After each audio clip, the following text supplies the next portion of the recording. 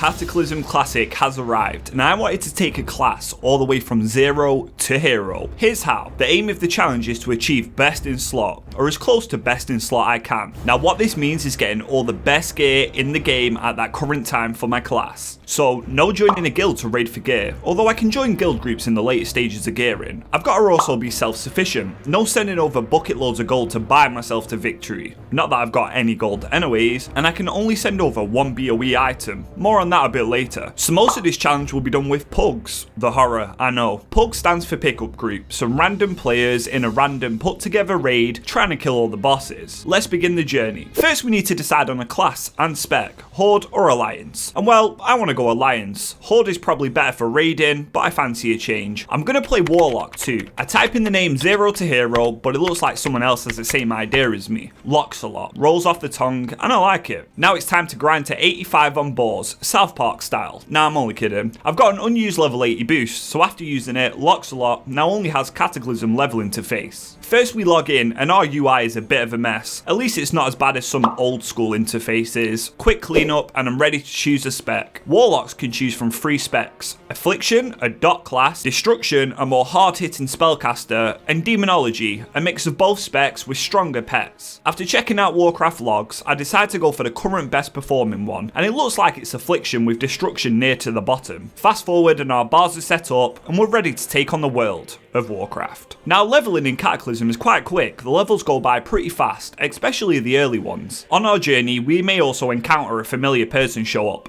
Forks, although he likes to call all of his characters something with shadow, even when it makes no sense. And what class does he decide to do? A Shadow Priest. Yep, a dot class that for sure competes with all my gear. Oh, and we share the same tier. How nice of him. We take the first portal to Mount Hijal, and this is where we'll quest. We instantly die to the guards there because they don't like me for some reason. I guess the druids don't attend their dark arts classes. We arrive at Hijal and we get challenged for a duel to test our strength.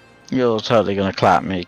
But I can see Forks cheating and farming orbs on mobs. We then exchange floating spells, sort of like Harry Potter and Voldemort at the end, and we lose. Great. It's not long before we get to test our damage, and against our nemesis, I mean friend, in our first dungeon. Now I'm going to keep my UI pretty simple for the whole video. I won't really have add-ons everywhere, and I'll explain the key ones. Well, the key one is this meter. It's a damage meter, and it's how you test how good you are at the game. I'm joking, of course, but it's always nice to know you're doing good damage by standing in every mechanic and making your healers sweat. My buffs are up here in my minimap, and my frame and party frames are here, although they might be tweaked a little bit as we go on. First boss dies and we're second in damage, so that's a good start. The rest of the dungeon goes rather well. We lose out on a healing necklace that we all rolled on, but of course Shadow Dots wins it. We then kill Beauty very cleanly, I might say, with no problems whatsoever, and a really good belt drops, which we actually win. And the gear you start off with a boost is a very low item level, only 232, so this is a massive upgrade. Then we kill the last boss, and a huge trinket drops. Me and Shadow Dots both need it. It'll make leveling feel extremely good with this gear.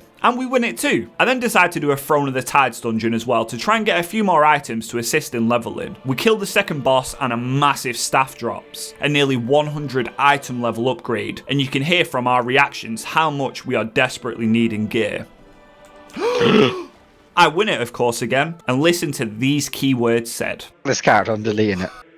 Some time goes by and we do some questing, leveling up to 81 rather quickly, in less than an hour played in total. I also decide to give Battlegrounds a shot as I really like PvP too, but it doesn't go well for us being low gear and underleveled. I can just feel my teammates laughing at my damage and gear, and the fact we constantly die to an undead warrior called Violtica, who sees me and pops everything every time to instantly kill me, over and over. Alright, let's leave PvP for now. I do a bit more questing and I have to help a chained up druid. I don't know what these druids get up to in these caves, but I don't judge. Next quest has me floating in the air. Now I'm sure you all remember this guy, Baron Geddon, who puts a bomb on you and floats you into the sky. I forget to mount and make a portal, so he kills me. Absolutely winning so far. Not long after this, we hit level 82, and the levels are flying by. We've got some elite quests that, as an Affliction Warlock, we deal with super well, and nothing is giving us trouble so early on. As we are questing, we're getting reputation too, which is your standing with different factions. We can buy a tabard that we definitely need at higher levels, but we'll come back to that later. Level 82 means a new zone in Deepholm, and we can see the Horde leader just stood there over a massive whirlpool. Why don't we just do some 300 things and kick him off and end the Horde versus Alliance war war? Well, I don't know. Then we get told we're going to dive headfirst into a massive whirlpool. That means certain death for us, most probably. But it's too late. I've already right-clicked on the Wyvern. We've got to commit now and hope we come out the other side. And there's also just a random person floating in the sky. Guess they got scared and jumped off. We arrive in Deepholm, a beautiful underground place, and I really like this zone. Questing here is really nice too. We get to drop ogres into aeroplane fans, but I also do another dungeon to test out my updated gear. First boss, we get destroyed on damage by an enhancement shaman called Dr. Draken. Oh boy, let me tell you about Dr. Draken. The real issue is the third boss. He casts a shield that means he reflects all damaging spells, so it has to be purged or dispelled. Anything really. So I get up all my dots, and then he presses his shield. Half the time goes off, so I type in chat, "Purge him please." Nope, nothing, just pure silence. My damage is so far below, I know he's just sabotaging me now. The shield goes up again, and no purge once more. So I type, guess not. I leave my mouse hovering there as I'm pretty sure it doesn't get dispelled once. I know it's only a normal dungeon, but you know, I want to do some damage too. We actually nearly die at the end of it too because of the shaman refusing to purge and the boss taking a lot of damage. But we do win a very nice trinket, so I'll let him off this time. So last boss is my fight. Loads of ads we can AoE and push our damage right up to the top. It's a tight race where we're both close on damage. When the ads come, it's my time to shine, as surely the shaman will ignore them and stay on the boss. After all, he is a melee. Well, guess not. The last pack comes, so I AoE them, putting me so close to beating him on damage. We're neck and neck, and I'm not sure who won on this boss actually. I look, and he beat me. Damn. And then he drops a GG. and leaves. This guy had me all along. He knew exactly what he was doing. Leveling is flying and we're making great progress. I do a Vortex Pinnacle too, where Itesh says he's being kept prisoner and wants to jump off the edge to escape. I'm not sure about that, mate. It's a pretty long way down, but you do you. Some of these quests in Deepholm are also a bit weird. I had to go in and out of water with a box on my head just to eardrop on people I can quite clearly see, and they can surely see a box running about, but guess not. Then I see a level 85 shaman called Heretiona struggling with the quest, and by trying to take on strong bodyguards, and well, definitely struggling. So I type, "What you doing?" And in caps she replies, I don't know how to do the quest.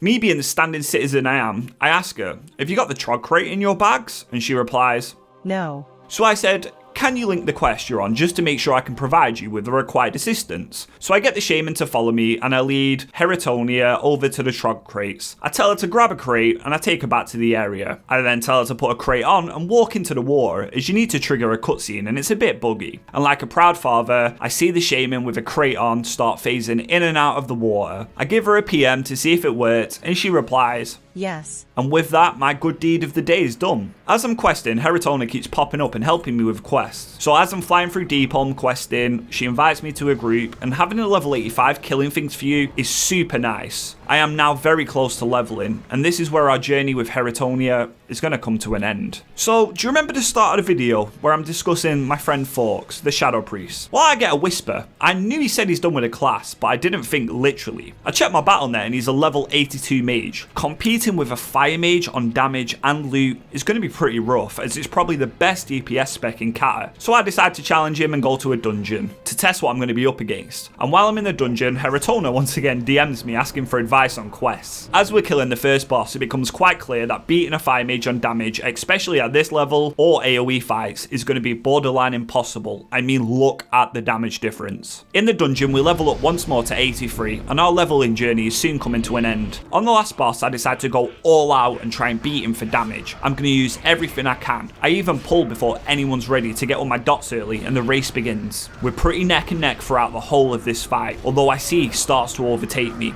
But I'm bringing it back. I'm shadow bolting for dear life, and now comes the execute phase. We drain soul, and this is where Affliction Warlocks shine. We are winning, but it's neck and neck, and we lose to him by 1000 damage.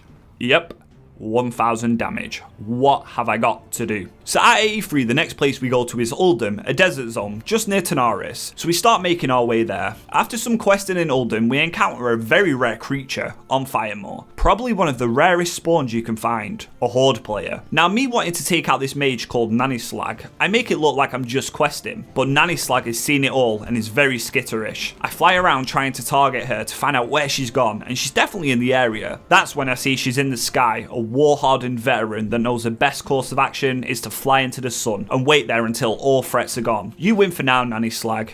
for now. A couple more quests and we ding level 84 in Uldum, with only one level left until we reach the endgame. The final stretch, a whole 9 million XP to grind out. But with 2 new dungeons with quests, it's not as bad as you may think. Doing these dungeons as well means they drop item level free gear, which is going to be an important factor in gearing up later on. Item level is the value of each piece of gear. The higher number on the item usually means better the item is. And this is where I realised how brutal looking for group is. We have a mage who just goes AFK for maybe 1-2 minutes. I don't know if he needed the toilet, maybe he had a real life issue. We killed the pack just fine anyway without him, and up comes a Vault to kick. Before I can even react, boom, he's gone. We kill the boss though, no problem, and we start the next pack of ads. This time we have a new rogue, and he goes AFK on these mobs. Maybe he needs a toilet or some water, and up comes another Vault to kick option. These guys are ruthless. We eventually finish the whole dungeon with a level 85 gnome warlock called Star Sniper, and the key here is in his name. We kill the boss and a healing trinket and a tank mace drops, and I can see he's not rolled yet. Can you guess what's about to happen? He's definitely thinking on what he's going to do, and well, he steals a healer trinket, and he tried to steal the tank's mace too, typical from a gnome. While I'm questing to finish off the last level, I realise it's summer. I know, I'm in the UK, it's grey and wet most of the time. So looking out my window makes me forget what time of the year it is. This means we can queue up for a dungeon called the Frost Lord Ahoon. Now why would I want to do this, you may ask? Well, he drops Epic Cloak with an item level of 353, which would be insane to have before I hit max level. Now I'm in a group with a bunch of 85, so I'm hoping they don't kick me for my damage. The fight is a pretty simple one. He spawns lots of ads on the floor, and he puts frost stuff on the floor too, so don't stand in stuff. So it's just a waiting game really until phase 2 activates. This is when his frozen core is exposed, allowing you to pump damage into him. Now we have a mage and a shaman,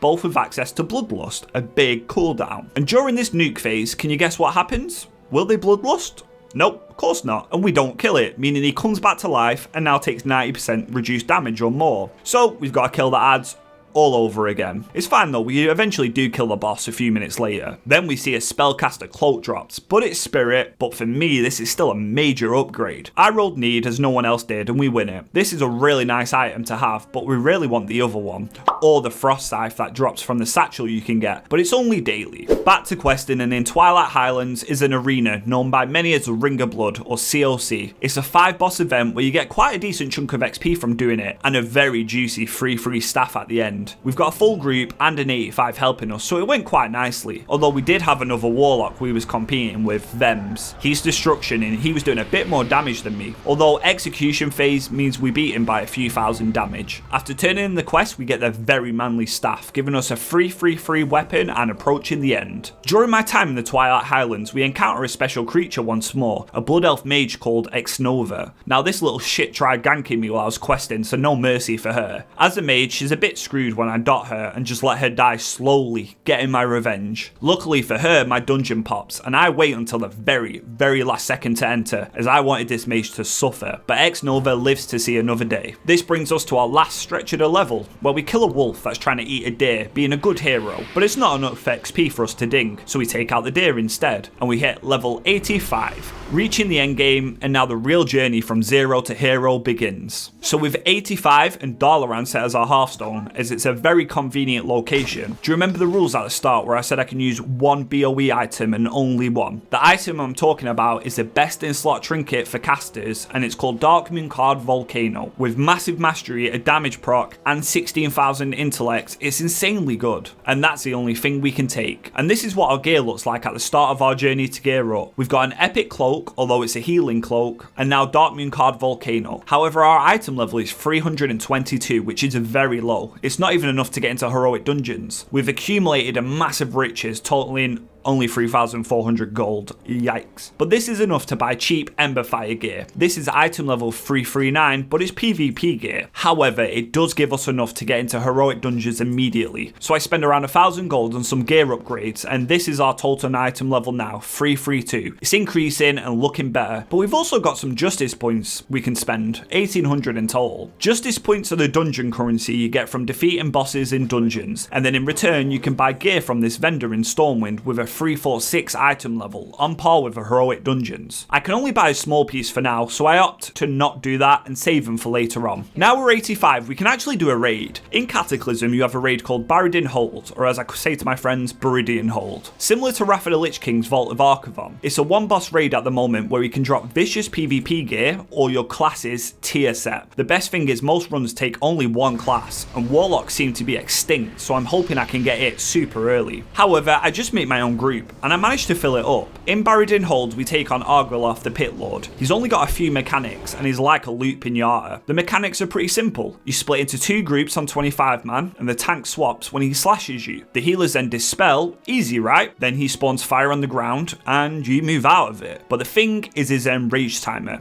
It's pretty short, and if your DPS are bad, well mine probably will be, you die. So we do a pull and things look to be going alright. I can't see myself in DPS at all, and I'm pretty sure I'm getting beat by a blood DK. We bring him extremely low and then we hit the enrage. 4 million HP left. And we die. This is when some people call me out for damage. I mean, I was doing 11k, which is pretty pitiful, but a fire mage is doing next to nothing. As a leader, sometimes you have to make the hard calls. We lose a tank and some DPS because they're just not happy with the group and how it's performing, as people are also calling me out for bad DPS. I mean, they have every right to, I guess I'm letting my team down. We just need more people. Enter Sugu the Priest. He invites practically everyone, and before we know it, we have a full raid ready to go. So we pull the boss again. Time Warp is popped, and I pop every single cooldown available, trying to pump as much damage into the boss that I can. I can see some of our DPSs are actually flying on the meters, so I hope we have enough to kill it this time. The fight goes on without people dying, and we actually come to a checkpoint. His enrage timer is at 1 minute.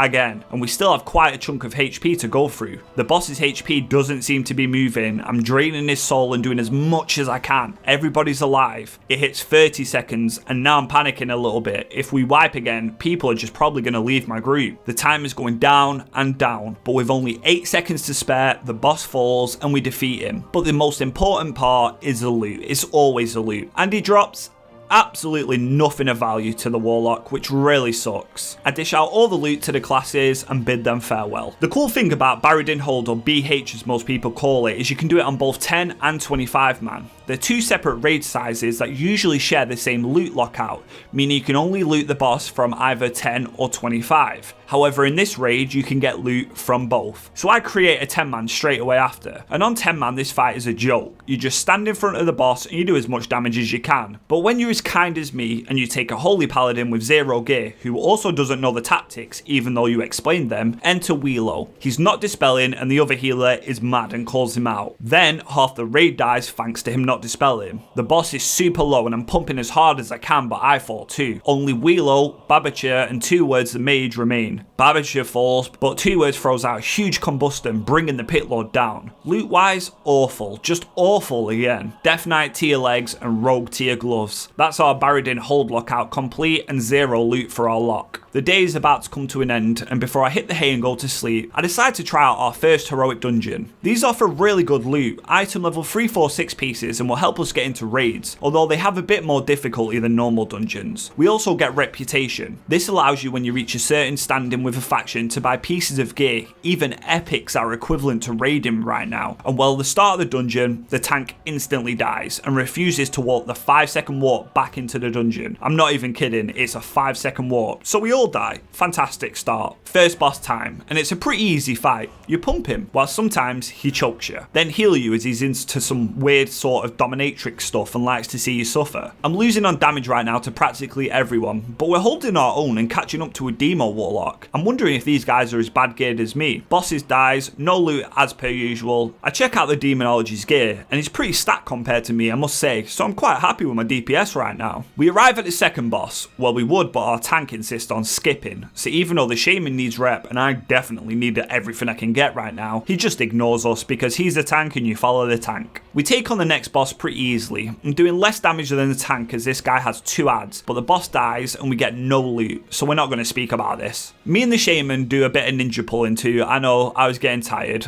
The healer isn't happy about it and types, mana. But we're doing okay with surviving, and we're nearing the end, but things are about to take a turn for the worst. The second to last boss, Lord Walden, is a pretty easy fight, and on this fight I realised something. When I see the Demonology Warlock start glowing from a cooldown called Demon Soul, which is a massive DPS increase, I realised something. I opened my spellbook and I haven't learned any of my abilities recently. It's a huge cooldown giving us 20% extra dot damage. Oopsie. Boss dies with third in damage and no loot again. On to the last. Well, remember when I said things was about to take a turn for the worst? First the tank runs in without the healer and we all die.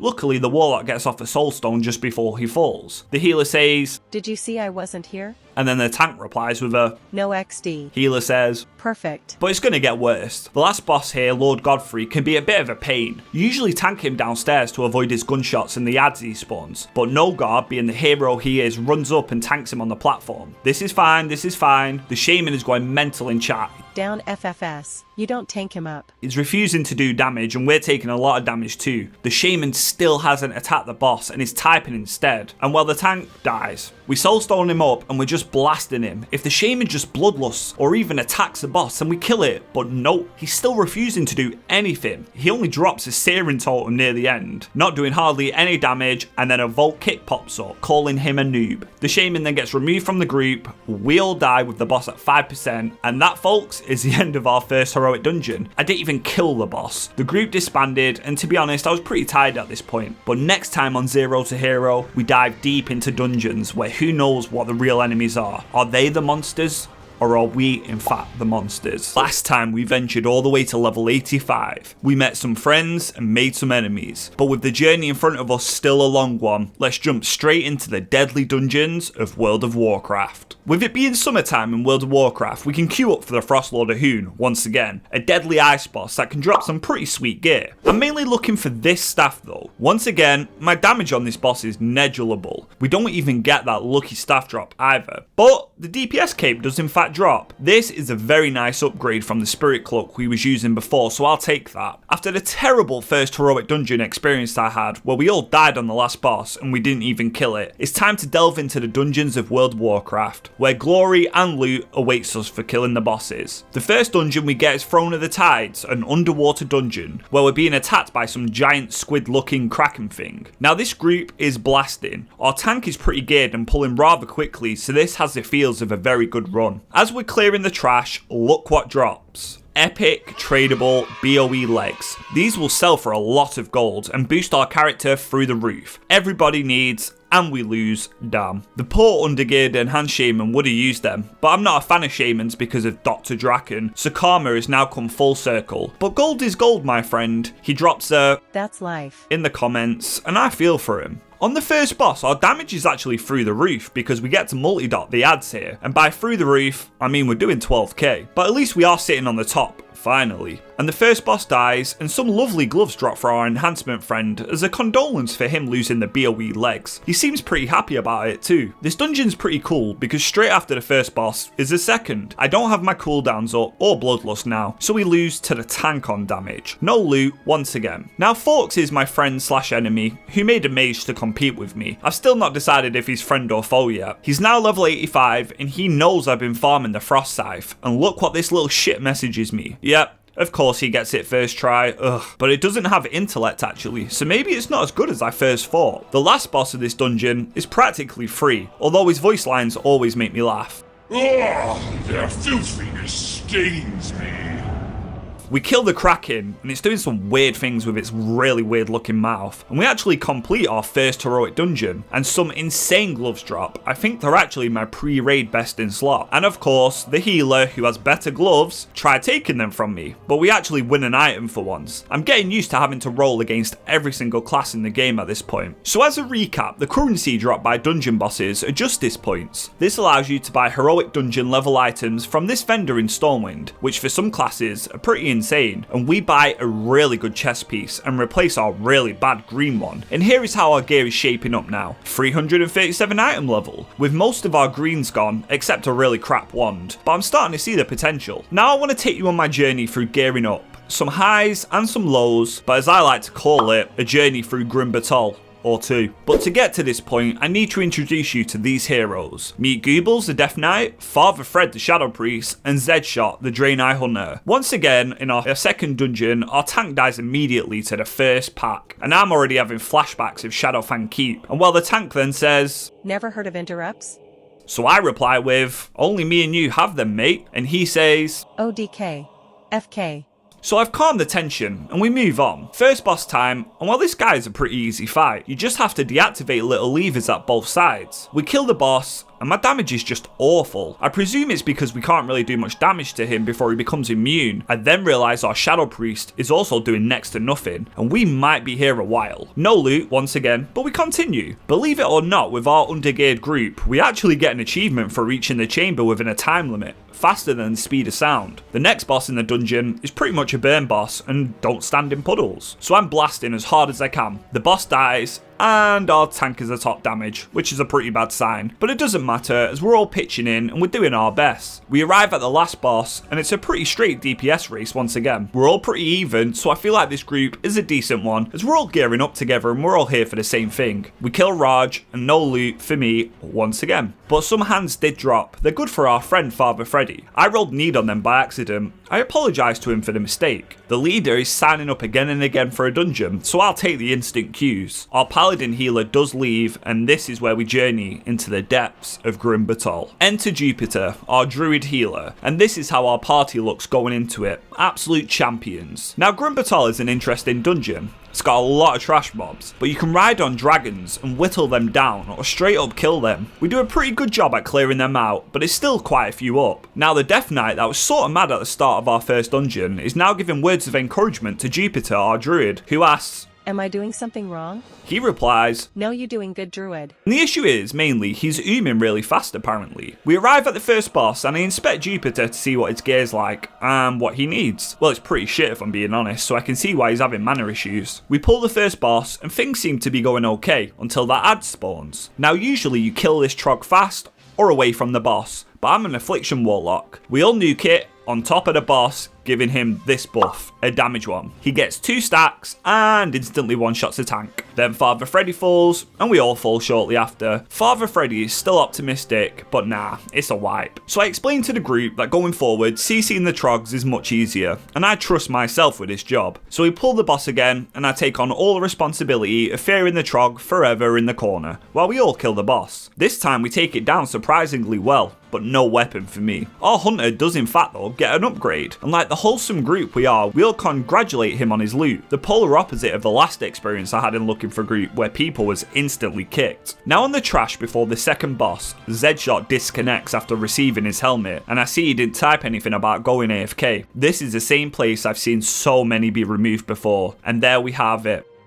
The option to kick comes up to remove him, but he comes online. I instantly click no, saving our friend, as he tells us his PC crashed, and I'm glad he gets to stay. The second boss is nearly down, although not the fastest group, and Jupiter falls being once again. Luckily we've got a self-sufficient Blood Death Knight tank, who survives on his own, and we actually kill the boss. Zedshot once again gets himself a nice little upgrade, and I can feel the friendship in this group forming. We're now having small talk about different things, and Zedshot's old PC, if he should get a laptop, and it's a nice experience to have. Now we arrive at the third boss, and I just know death is coming once more. As we pull, Father Freddy lets us know it's his first time playing, and the tank's talking while he's tanking. So on this fight, it's pretty simple. Don't stand in fire, and run away from the fire elemental if it targets you. Zedshot looks like he's got it down, and although we've been here for around 30 minutes so far, it's going good. Jupiter then gets targeted by an ad, and I see him running face first into it. Luckily our tank knows exactly what to do, and death grips it away, saving us. Now you know how I said standing in fire isn't hard? Well, I mean, look at us. Yep, including me, we all tank a lot of damage, and poor Jupiter is struggling, but we managed to bring it back. We kill the boss, and we're ready for our last challenge here. Now the last boss is Eridax, a big void looking creature. He's got a couple of mechanics. The main one, as explained by our tank, is to kill the ads pretty fast, or they spawn little dragons that heal the boss and you die. Goobles is leading, telling us what he wants to do and how he wants us to do it. We pull the boss and are ready to finally complete Grimbatol. Now we did explain the tactics to Jupiter, so on Shadow Gale, he dies anyway. I soulstone him up straight away, and now are the ads. They need to die quite fast, and we managed to kill one pretty quick, but the other manages to complete his cast, getting up a few ads. And Jupiter the poor druid dies once more. Zed shot then falls, but we're doing our best, doing as much damage as we can, but it doesn't matter, we all die again. Now I've sped this dungeon up quite a lot, but at this point we've been here nearly an hour. We've explained all the tactics, we get buffed up, and we're ready to finally kill this time. We execute our strategy to perfection. We make it all the way to the end phase. Jupiter's mana is completely gone, so we are on a timer. All we can do now is finish the boss, draining his soul, pumping as much damage as I can. Jupiter then dies once again to the Shadow Gale, but the boss falls too, and I'm rewarded with an incredible staff, a huge upgrade. Then Zedshot calls him out for not standing in the circle. Too hardened to stand I circle, I know. And after a long dungeon, maybe tempers are rising a little bit. I see the Resto Druid has also rolled on my staff, and of course, we lose it to Jupiter. I try to persuade him by being a little whisper in his ear, telling him it's really not that good for a healer, but I guess it is. He drops a Thanks all. and leaves, and I'm left with just Father Freddy, and the group of dungeon heroes disbands. Now with our first couple of heroic dungeons out of the way, I decide I'm not a fan of Affliction. While yes, it's the best DPS spec according to logs, and Demo is a fantastic specialization too. I want to be a master at chaos, I want to see big numbers, I want to be the worst performing Warlock spec. Destruction. Since TBC many moons ago, I've enjoyed playing Destruction Warlock on and off, so it's a spec I'm sort of familiar with in a PvP sense. I even have a super old clip of me and Mr. Pandaria to some DMB music in the background that I think we all mostly did or listen to back in the day. It's also muted because of copyright. But PvE, once again, my knowledge is limited. So a quick respec at our Warlock trainer, and now with Destruction. No more slowly rotting our enemies, I want to see big freaking numbers. And in our next dungeon, that's what I see. I'm now doing a bit more damage, but it feels better, it feels right, it feels like home. A really good cloth belt drops after we kill the first boss, and I'm now starting to see gear drop. The second boss, Altarius, drops tornadoes, where your haste is massively boosted if you stand in the right direction, and we just get to soulfire after soulfire after soulfire for 20k DPS, and oh boy am I happy we made a swap to Destruction. We have a slight issue with the ads being bugged here. I'm refusing to move, takes the group like 5 minutes, but we end up fixing it no problem, and we're on to the last boss. We're really putting in work now, topping the damage meters, and it wouldn't be a throne room without somebody dying to lightning. Oops. But we killed the boss fine, and no loot for us. So I was doing dungeons really fast, and I got ported into a new one, and I forgot to hit the record button, but we did loot a wand, a really good one, that's probably one of our best options this raid tier. We then enter the Dead Mines. Dead Mines has had a massive glow up, and is now ran by goblins serving food, mining monkeys? At least we got new bosses. Let me take you to the third boss, the Foe Reaper 5000. I'm not sure if I'm that forgetful, or if our damage is low, but we hit a new phase. I'm practically tanking an ad half the fight. Then the boss heals. This boss heals. I have never seen this before. But then he starts going on a rampage, the ads are never ending, and our healer is practically out of mana. Our Ret Paladin then dies, I then die, the tank dies, and we all die. I have never seen this before, but Loxolot pugs are always something to behold. Half of the group then leaves, and I tell them this never happened to me in the history of WoW, and the tank replies with, Hahaha, same. First wipe here. So it's just me and the tank left. But then we get a whole new group with another warlock too called Cataclysm. This now makes him enemy number 1 in my eyes. Now I'm not sure if this is just a me thing or if you guys play and feel this too. If you're in a dungeon or a raid or even PvP with somebody of your class, you want to outshine them. So of course, I'm spamming inspect as I want to see what I'm competing with, and damn, one look and this guy's geared. So I don't think I can beat him, but I will for sure try. So we kill the boss this time, and our group is smashing it. Super high damage from the rogue and the warlock, and not too shabby damage from me if I do say so myself. But we are not at this Lox level just yet. We then make it to my most loathed boss in this dungeon, Admiral Ripsnarl, a werewolf or a warger. Now the reason I have a severe dislike for this boss is because, well, you're forced to kind of sit there and do nothing as he brings the fog. Little lads spawn that just instant die to everything, so you end up just wasting time stood around, but it's still an easy boss. So eventually he does die, and while our damage was poor, enter Captain Cookie. This is a fun boss, but loot wise nothing we really need from him. We're also collecting achievements as we go too, which go towards a bigger reward, trying to get that beautiful volcanic storm drake, but that is a story for another video. The last boss here is Edwin's Van Cleef daughter, the one you killed, Vanessa. Vanessa. She poisons you and sends you back to the third boss's room, dangling over fire. Me and the tank know this dungeon really well, so after breaking free from our chains, we know the best course of action is to jump down and instantly die to fire. Yep, we are smart. Then you have a couple of fights with the mini-boss versions of the bosses you've already killed, showcasing their backstory, which is a pretty nice touch, Blizzard, I must say. Then you have to dodge some electric balls, or they kill you. And guess who dies again? Yep, the tank. So we end up nearly wiping on the mini-boss, but we do pull through. We make it all the way back to Vanessa, which is a standard fight, with a few adds, but she blows up the ship. You can completely negate this mechanic, as all 4 of us know, by standing in a certain spot, but here you see our hero tank sailing in and doing it as intended. I don't think he knows yet, as he's still off swinging from the trees, and he goes a bit too early, I might add, and takes damage from fire, and then after taking damage uses his cooldowns. But we love the DK. Boss dies, and the DK decides to do one more hurrah, and our healer life grips him away from what is certainly about to kill him. We end up winning some awesome braces too, and the gear is really starting to come along now. But something really cool happens in this Lost City dungeon. Well, first, our practically pre-raid best in slot braces drop, and I know I just got some, but these will last me until I even get heroic ones. So I roll need, and we win them. But as we kill trash, look what drops. A second BOE epic pair of legs. Somebody also rolled greed. So I wait and see what the whole dungeon's gonna do. And it looks like they're all rolling need. So I roll need, and we win them. That gold will surely help us with professions and enchants. I'm not sure how much they are worth right now, but they could be an absolute blessing to this challenge. After completing the dungeon, I head to the auction house, and they are worth 19,000 gold. That is insane. I'm really stoked at this point, as I'm so bad at making gold. I list them super cheap to try and get a quick sale. While our journey through dungeons keeps going, we end up back at Shadowfang Keep 2. On the final boss, I'm trying to finally complete it. And of course our tank dies, as we are once again up top, but the druid knows his role. He swaps to bear immediately, and we res the tank, taking down Lord Godfrey. Then our pre-raid best in slot shoulders drop, and we win them too. So we're really getting geared now. Now with the pants sold, and we have a grand total of 18,000 gold, it's time to power up with professions. Professions in WoW are things like tailoring, blacksmithing, and more that give you powerful effects depending on which one you choose. The best one for us right now is tailoring. It allows you to get a cloak enchant giving you 580 intellect, which is enormous. The downside is it takes a long time to level up. While doing heroic dungeons, you also receive a second dungeon and raid currency called Valor points.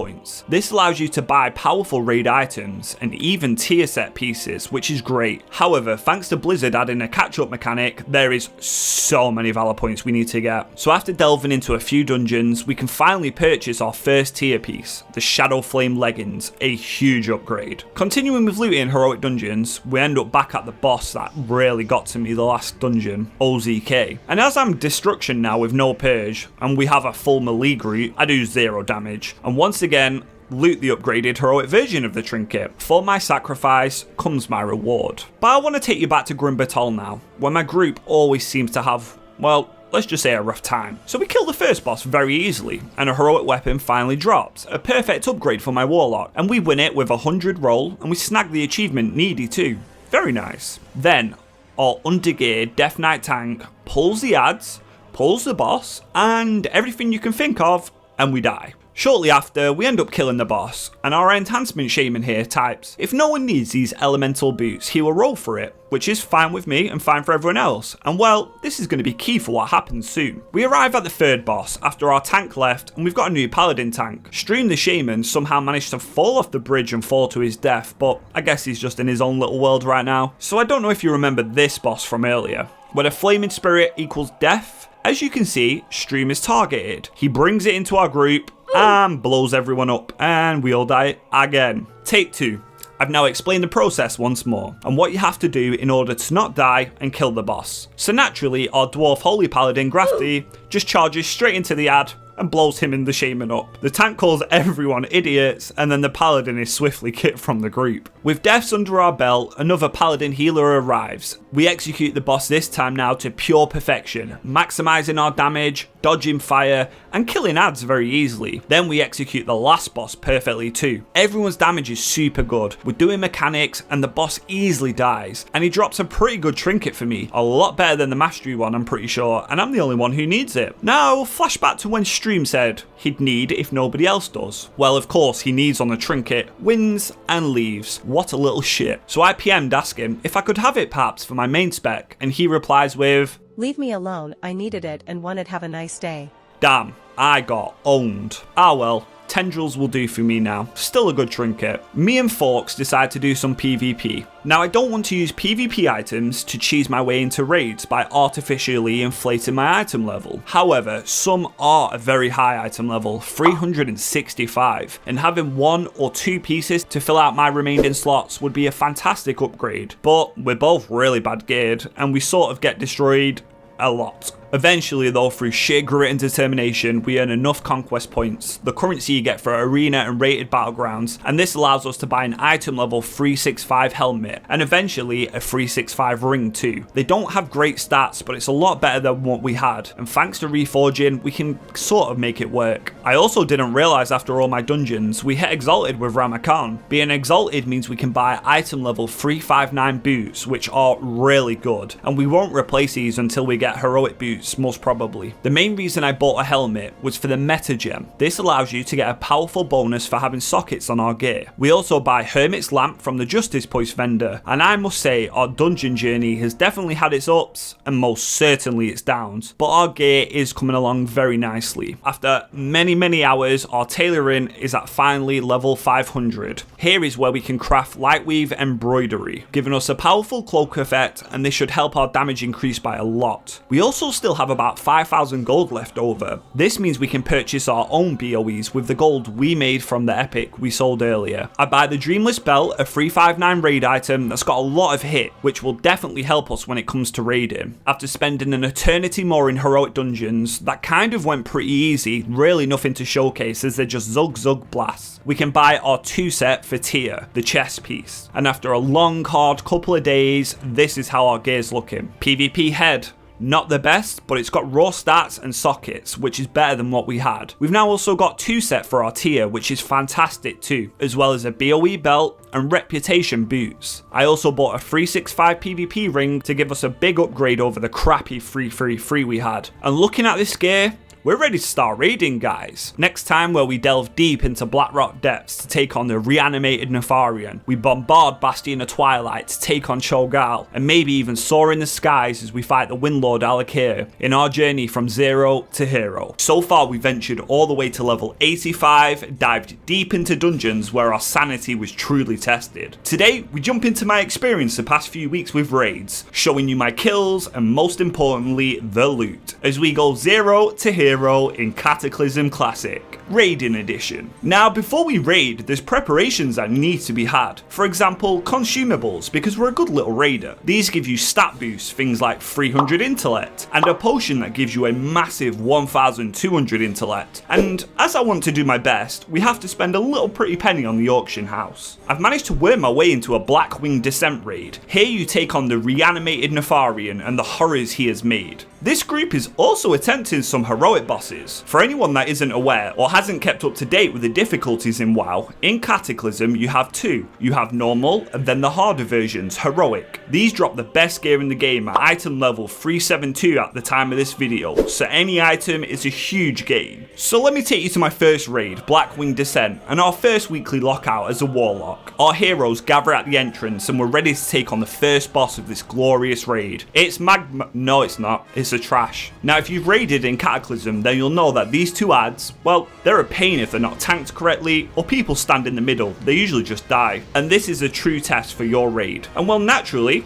a lot of people die, but we do manage to kill the adds. So is this a sign of our group's true power? Enter Magmar. He's the first boss of Blackwing Descent, a big parasite worm that has some pretty easy mechanics, even on heroic, which we are attempting. As you can probably see on my screen, there's markers everywhere, and let me explain the fight to you. Certain range will stack on the yellow mark. The melee and tanks and me, we stand on the big fireworm. Now the job is ranged is to quote-unquote bait his abilities onto them. This includes him summoning a big add-on heroic, which they need to sidestep on the floor, that they don't really care for. Then they sidestep once more, and out comes all these little worms. The job is to kill them as fast as possible without getting infected, and keeping the cycle going. Then when you do a certain amount of damage to the boss, people can jump on his head, chain him down, and you've got a big window where he takes extra damage. And that's the fight. So, we do our first attempt. My damage is looking fantastic, nearly top DPS. And, well, we get the big ad summoned on top of us, as well as parasites. So, we instantly die and wipe. Yeah, that happened. There's still miscommunication going on between the leader and healers, and well, it's all a bit of a mess to be honest. So we pull again, and honestly, it looks like I'm out of the ability on the floor, but apparently I'm not. So I die, the hunter dies too, and well, that is definitely another wipe. Me and the priest are having a little chat on what we think's going wrong, which is everything. So then we just pull again, and finally, we actually wipe again. Right, we've got all our strategies down and rolls now too, so it's time to kill this parasite. We pull the boss once more, and things seem to be going well. I'm doing pretty good damage, and tactics seem to be going fine. We're dealing with the parasites and the big ad, and we're all alive. We make it to the burn phase. This is where he becomes exposed and we can do a lot of damage. We're all recovering and doing as much damage as we can to the heroic boss. And that's the whole fight. We just need to repeat what we've been doing and execute mechanics. Our healer mana though is starting to get really low and the boss is at around 35% HP. We should definitely use Bloodlust on the next phase and we will kill this boss. I type Lust in the chat, but the mage and shaman are like AFK. We're bursting the boss super hard, and then as he goes back up, the mage pops Time Warp at the end of the burn phase. Then I die. Yep, just me. The group is struggling to stabilize. The healers are tapped. They're all dropping like flies. The mage goes down, then most of the DPS goes down too, except the warrior and rep paladin. So last burn phase now, they just gotta keep pumping the boss. The healers are completely tapped on mana, but the boss does in fact fall. Our first raid, and we get a first heroic kill. It was a bit scuffed, but we brought the boss down. And 2 heroic weapons drop. That is insane. If we win this, this is a massive upgrade. First, the leader rolls out the 2-handed strength weapon, and somebody wins it with a 4-roll. Yep, a 4-roll. Sorry to all you guys that use strength weapons, I know it hurts. Then he rolls out Incinerators. I roll a 27. Twiz then rolls a 24, and finally the mage a 20. So this means we claim Incinerators, a beautiful 372 heroic weapon in our first raid from our first boss. This upgrade is massive, going from 1700 spell power to 2200. Wow.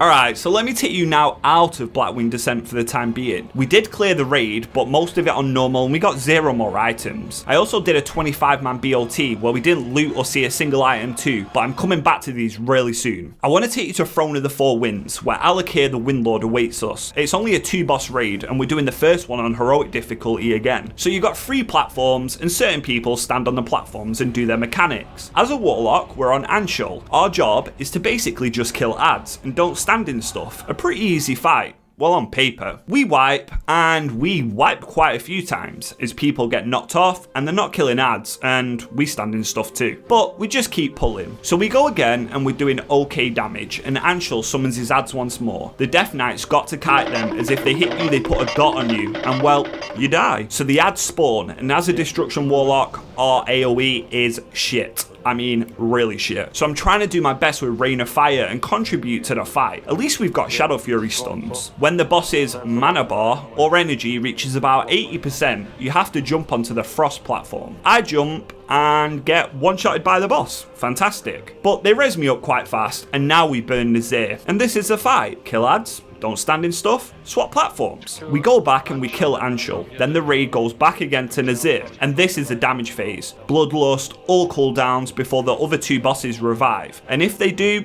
you're screwed. We managed to get the boss down with 0 deaths and a huge item drops, a 372 ring. The leader rolls it out, the mage rolls a 43. I have a 57% chance to beat him, and we roll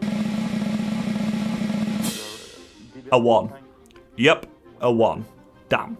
That's bad. On to Alakir the Windlord. This fight is easy on normal. You've got 3 phases. First one, you do damage while not getting knocked off by wind bursts. He also summons little tornadoes, which you don't want to stand in, like I demonstrate perfect here, as it doesn't do much to you, but it does take you out of the fight. Then you reach phase 2. Here, Alakir summons little ad stormlings. When they die, they make him take more damage, so you want to kill him off, while dodging tornadoes as well. Our damage is kinda low. We're practically bottom for the DPS, but we're doing alright. Now the last phase phase, we all fly around like little fish in the sky. Here you just stack in a group, and when he summons lightning you move down. Rinse and repeat until the boss dies. I managed to push my damage numbers up quite nice here, and I'm competing with everyone else. But that's it really for Alakir on normal. Super easy. The boss dies, and we've cleared the raid. Our first weekly lockout done. I won't complain as much as we have got a heroic weapon, but some other items were very much needed. Let's head on to week number 2. So while I'm doing my raids, we still need to farm heroic dungeons for reputation and more valor. Now the items we get are just as good as normal raid items, so definitely worth doing. I get teleported into a Black Rock Caverns, where somebody was kicked on the second boss. My pet also manages to ninja pull like a lot of ads, and the tank says, Who ninja? and I say, well, no idea, they just charged up, playing it down to lose suspicion on me. The hunter says, Not me dismissed the little. and phew, I think we get away with it. Things are going okay, until we arrive at Beauty, an optional skip boss. I ask if we're skipping her, and the tank replies with, Of course. then the shaman doesn't like this response and says, People do heroics for gear still, so it's not off course to skip bosses. and someone, I'm guessing the tank, tries to kick the shaman with the message, okay. So me being a little shit stirrer messages the shaman saying, the tank tried to kick you, and they both start arguing in the chat. Hunter is getting involved and I'm just sat here menacingly giggling to myself. We pull the last boss and they're both still arguing, genuinely arguing about nothing at this point, but boy, they really don't like each other. And it's just your average Antijax dungeon experience. After farming some more dungeons, we can purchase a Valor Ring. It's 1250 Valor and it's a big upgrade over the item level 333 we had, so we're still slowly improving our gear. And here's how our gear looks now after a week of raiding and getting some more Valor. Practically the exact same, apart from we do have a little heroic weapon, and now we've also got a 359 ring. Let's continue. A new week means more Baridian holds, or Baridin holds, to try and get some more tier items. We're doing absolutely insane damage on Argoloth now, 27k DPS. The boss dies,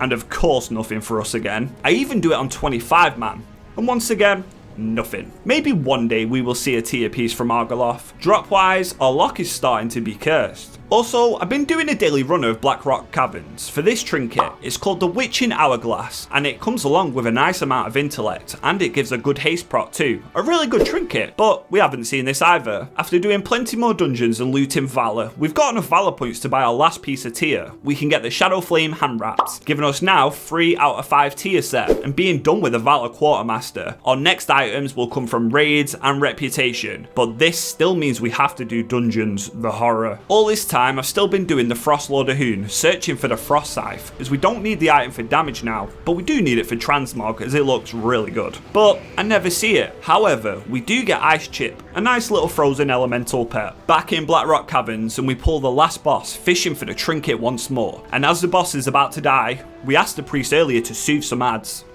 Well, look what happens. We get ambushed by practically the whole dungeon and everybody just gets absolutely deleted from all these ads. So we make it back to the ads we're trying to skip, and we all ask the priest to just use Soothe on them. Now our little Prostun Dex is looking a little bit confused, so I give him a point, and then he just shadow word pains the mobs and pulls them. Bless the little dwarf priest. So this time we do kill the last boss, and the trinket drops. This is so much better than our current one for destruction. I need faster than the speed of light, but the tank tries to roll need on it too. Luckily we win it. So I spit on the ground and leave, and I equip my beautiful new trinket. After many more dungeons, we're finally exalted with probably our last reputation we're going to grind in dungeons, the Wildhammer clan. And this is where for now, our dungeon journey ends. Being exalted means we can buy a raid item, level 359 necklace, but there's also a very good ring here I want to buy too. This allows us to lose a bit of item level, but we gain more hit. Now for those of you who don't know in Cataclysm, spellcasters, well warlocks, need a total of 17% spell hit in order to be able to never miss on bosses. So while this piece of gear is 346 item level compared to our PvP ring, it's actually better for us. Now let's talk about Bastion of Twilight finally. The raid where Cho'Gall and his minions await us. The first boss you fight here is Halfus, or well, dragons. This fight is a massive AoE fest, at least on heroic is. The tactics are, don't stand in stuff, reoccurring theme in raids I know. And you want to kill the dragons, so Halfis takes more damage and they give him debuffs like longer attacks and longer cast times. Now this fight is different to others. The hardest part of this is the beginning of the fight, as each person is assigned to unchain a dragon and it joins a fight where we have to put them out of their misery and kill them. The timer counts down. We go for our first pull. We wait for all the ads to be released, but they're not being released or tanked. We manage to stack up, but the tank dies, which means we all die. Nobody is also kicking the boss, an ability that has to be kicked. It's alright, wipes happen, we need to get our groove going. Let's add a wipe counter to the top for this boss. So we have a chat, reset, and pull again.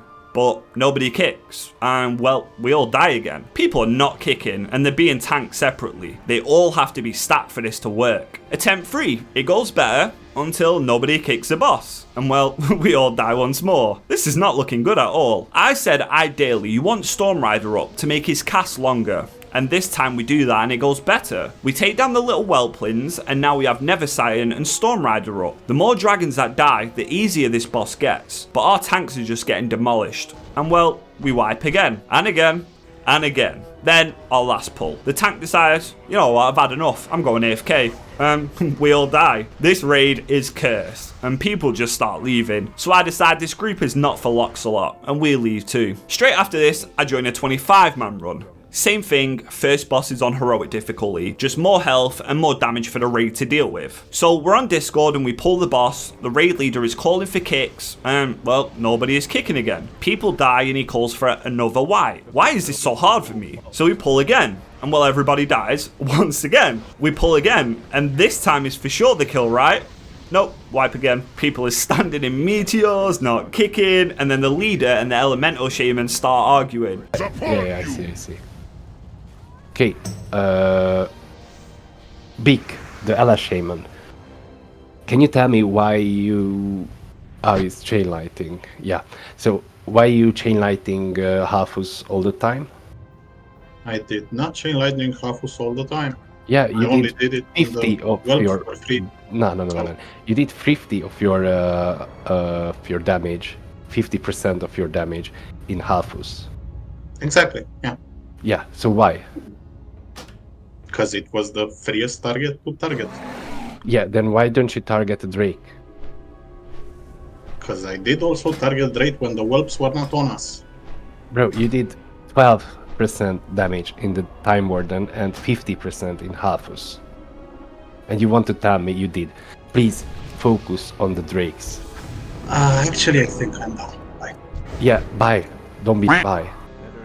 Because he's not focusing on the drakes and instead he's just pumping the boss. This means we have to wait even longer forming the group, and now we're ready to go once again. We pull the boss and things look to be going okay with only 2 people dead. We're using cooldowns, doing good damage, mages are combusting, although the drakes are dying really slow. Then a tank dies, but we bring down one of the drakes, and the other tank dies. And well, this means we all die. At this point, I've had enough of Halfis, with wiping a lot of times, in both 10 and 25 man. I'm hurt, my ego's hurt, I don't know what to do. Then people start leaving, and I decide, that's it, I'm gone too, I leave. With Halfis Heroic destroying my confidence, I now decide to just join a normal run. Normal is much easier, and it's quite a fast raid, so with a new group of people, we venture into Halfis's Den of Death once more. Now this run is called an SR run. SR stands for Soft Reserve, meaning on a third-party website you can reserve gear. This time it's only 2 pieces. If that piece of gear drops, you and whoever has soft reserved the item roll against each other. We arrive back at Halfis, and I'm so ready to just kill this boss. Pretty much the same as normal, but a lot easier to deal with the damage and mechanics. We stack up all the dragons and we get to work AoEing them down.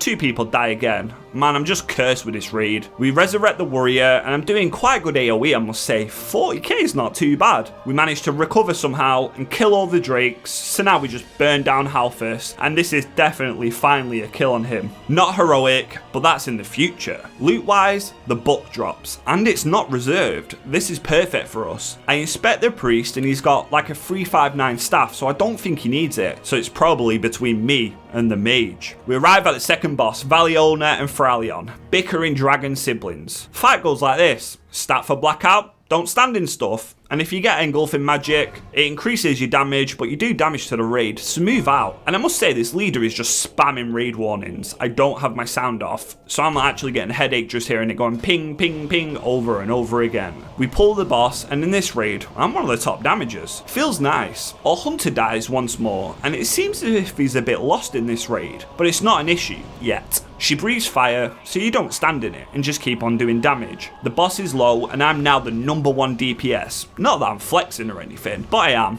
It feels good, and has destruction too. The boss dies and we continue. Loot is usually done at the end of most of these runs, so we've got to wait and see. Now these two ads here hit hard. If you don't stand in the stuff and face them to the wall, they're easy. Obviously our hunter gets smashed from mechanics here, but he survives it. Not learning from his mistakes, he stands in the second one and dies. And people are now asking him to start moving out of stuff. But the leader's right and asks people to calm down and not flame him. Then out of nowhere, the hunter comes out with, Yes, stop be toxic player and think you are best man. yeah, I don't know, he woke up and chose violence. Some time passes as we're clearing trash and our healer then says, Is this hunter trolling me? He's whispering me like a troll, like troll language. Seems the hunter is having it out with him in whispers. It can't be a Loxlot pug without drama, one way or another. And apparently the hunter is spam whispering Halloums with, Then he spam whispers me you think you the best player, huh? Over and over, haha. poor little guy. Time for the third boss. This is a double boss encounter, where range go on one and melee hit the other. You want to range his frozen spell,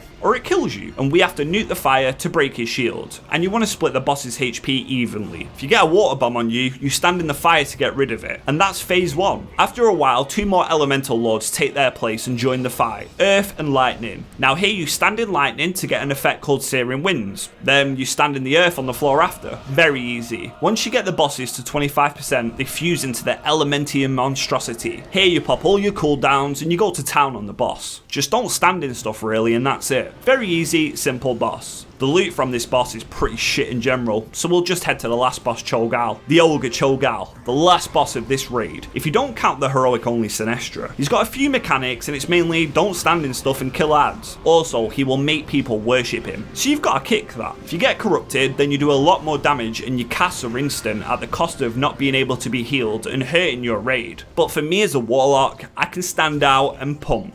So I get max corrupted and I worship Cho'Gall. And now I go to town on the boss. I'm a bit low HP though, but as you can see, I'm just spamming soulfire after soulfire, instant cast after instant cast, and we do a lot of damage. On the last phase, it's important to kill darkened creations, and I can see the hunter just nuking the boss. The boss is pretty low and the mage is corrupted too, on top of the raid making us all take damage from his corruption sickness. The hunter dies, the mage dies, and the boss is at such a low HP. I die, he's at 300k, 200k, 100k, and then with 70k HP, we all die. Well, I guess we go again. We pull the boss again, and I die on the last phase from getting corrupted, but I get combat res. We all nuke the boss this time, doing fantastic damage. The boss dies, and loot-wise, just crap from him. Great for other people, however. But onto the loot, the most important part, the book comes up. I roll a 26, and the mage rolls a 37. I just can't win anything, man. And that is all that is dropped from this Bastion of Twilight. How awful. So we started this video off with Blackwing Descent, and we've delved into Bastion of Twilight and ascended the Throne of the Four Winds. It's time to go back to where it began. And I want to talk to you about probably the best pug I've ever had in WoW in a long time. The events that led up to this group was me joining a 10-man heroic run, and while wiping on Magmor a lot. I mean, over and over. People just didn't understand the fight. Then when we finally got it low, we wipe again. This led to the group disbanding after people arguing and calling each other out. Healers say DPS is low, DPS say healing's low, and that's the end of this group. But this was a blessing. Because of this group falling apart before getting saved, I sent one last hurrah at another group, advertised out as 5 out of 6 heroic. Now that would be a dream. This gives me achievements, allowing me to get into other groups, and maybe a shot at some actual upgrades, as honestly we're struggling lately. This group were on Discord, and the mage as the leader is giving good calls already. It has the feels of a good run. We pull Magmor and we're doing top 3 damage. Nobody really is taking damage either, and we're executing mechanics perfectly. The leader's calling out where he wants us to go. Garmin, can you loot as well? Somebody is missing lost. Can you lost to me? people are communicating, and it's looking good. The raid starts to take a hefty bit of damage though. I have faith in Bim Bom and Zamaxi. We get the boss to very low HP. Sakito the hunter falls, but we just focus the boss now and we burn him down. One shot in the first heroic boss of the raid. Loot wise, he drops a weapon that we don't need anymore, but one-shotting is always a good sign. It's time to move straight to the second boss, the Omnitron defense system. A shit show of a fight, but it's pretty easy once you understand what's going on. They're all separate bosses, all with their own mechanics, with 2 active at a time. The gist of the fight is don't stand in things, except there is some pulls that you can stand in, that increase your damage. You kill these poison ads too. And if you get a shadow debuff, you stack with the raid. When a boss becomes active during the fight, you switch to it immediately, as the old one you're attacking gains a shield, that if you break, well, you die. So we're bloodlust in the pull. It's time to see how much Loxalot can pump. We pull the boss and Magnetron is the first one active. His main thing is shooting big flamethrowers that don't do too much to you, but you'll target someone with a massive one. That'll kill you. As you can see, the second boss then becomes active, and this is Toxitron. He's a bit of a pain as he's the one that summons little poison blobs on the floor that can kill you, so they are a priority. I know it looks like there's so much going on, but there's really not that much once you've done this. This little blue puddle on the floor is a damage buff, and you stand in it until it gets big, then you run away. And so far we're executing this boss perfectly. We get the boss extremely low and Omega damage dies. Arcanotron is our last one, so we need to pump him, and I'm once again competing with a Fire Mage for top damage, showcasing Destruction's power. We nuke down Arcanotron and also one-shot the Omnitron defense system. Loot wise,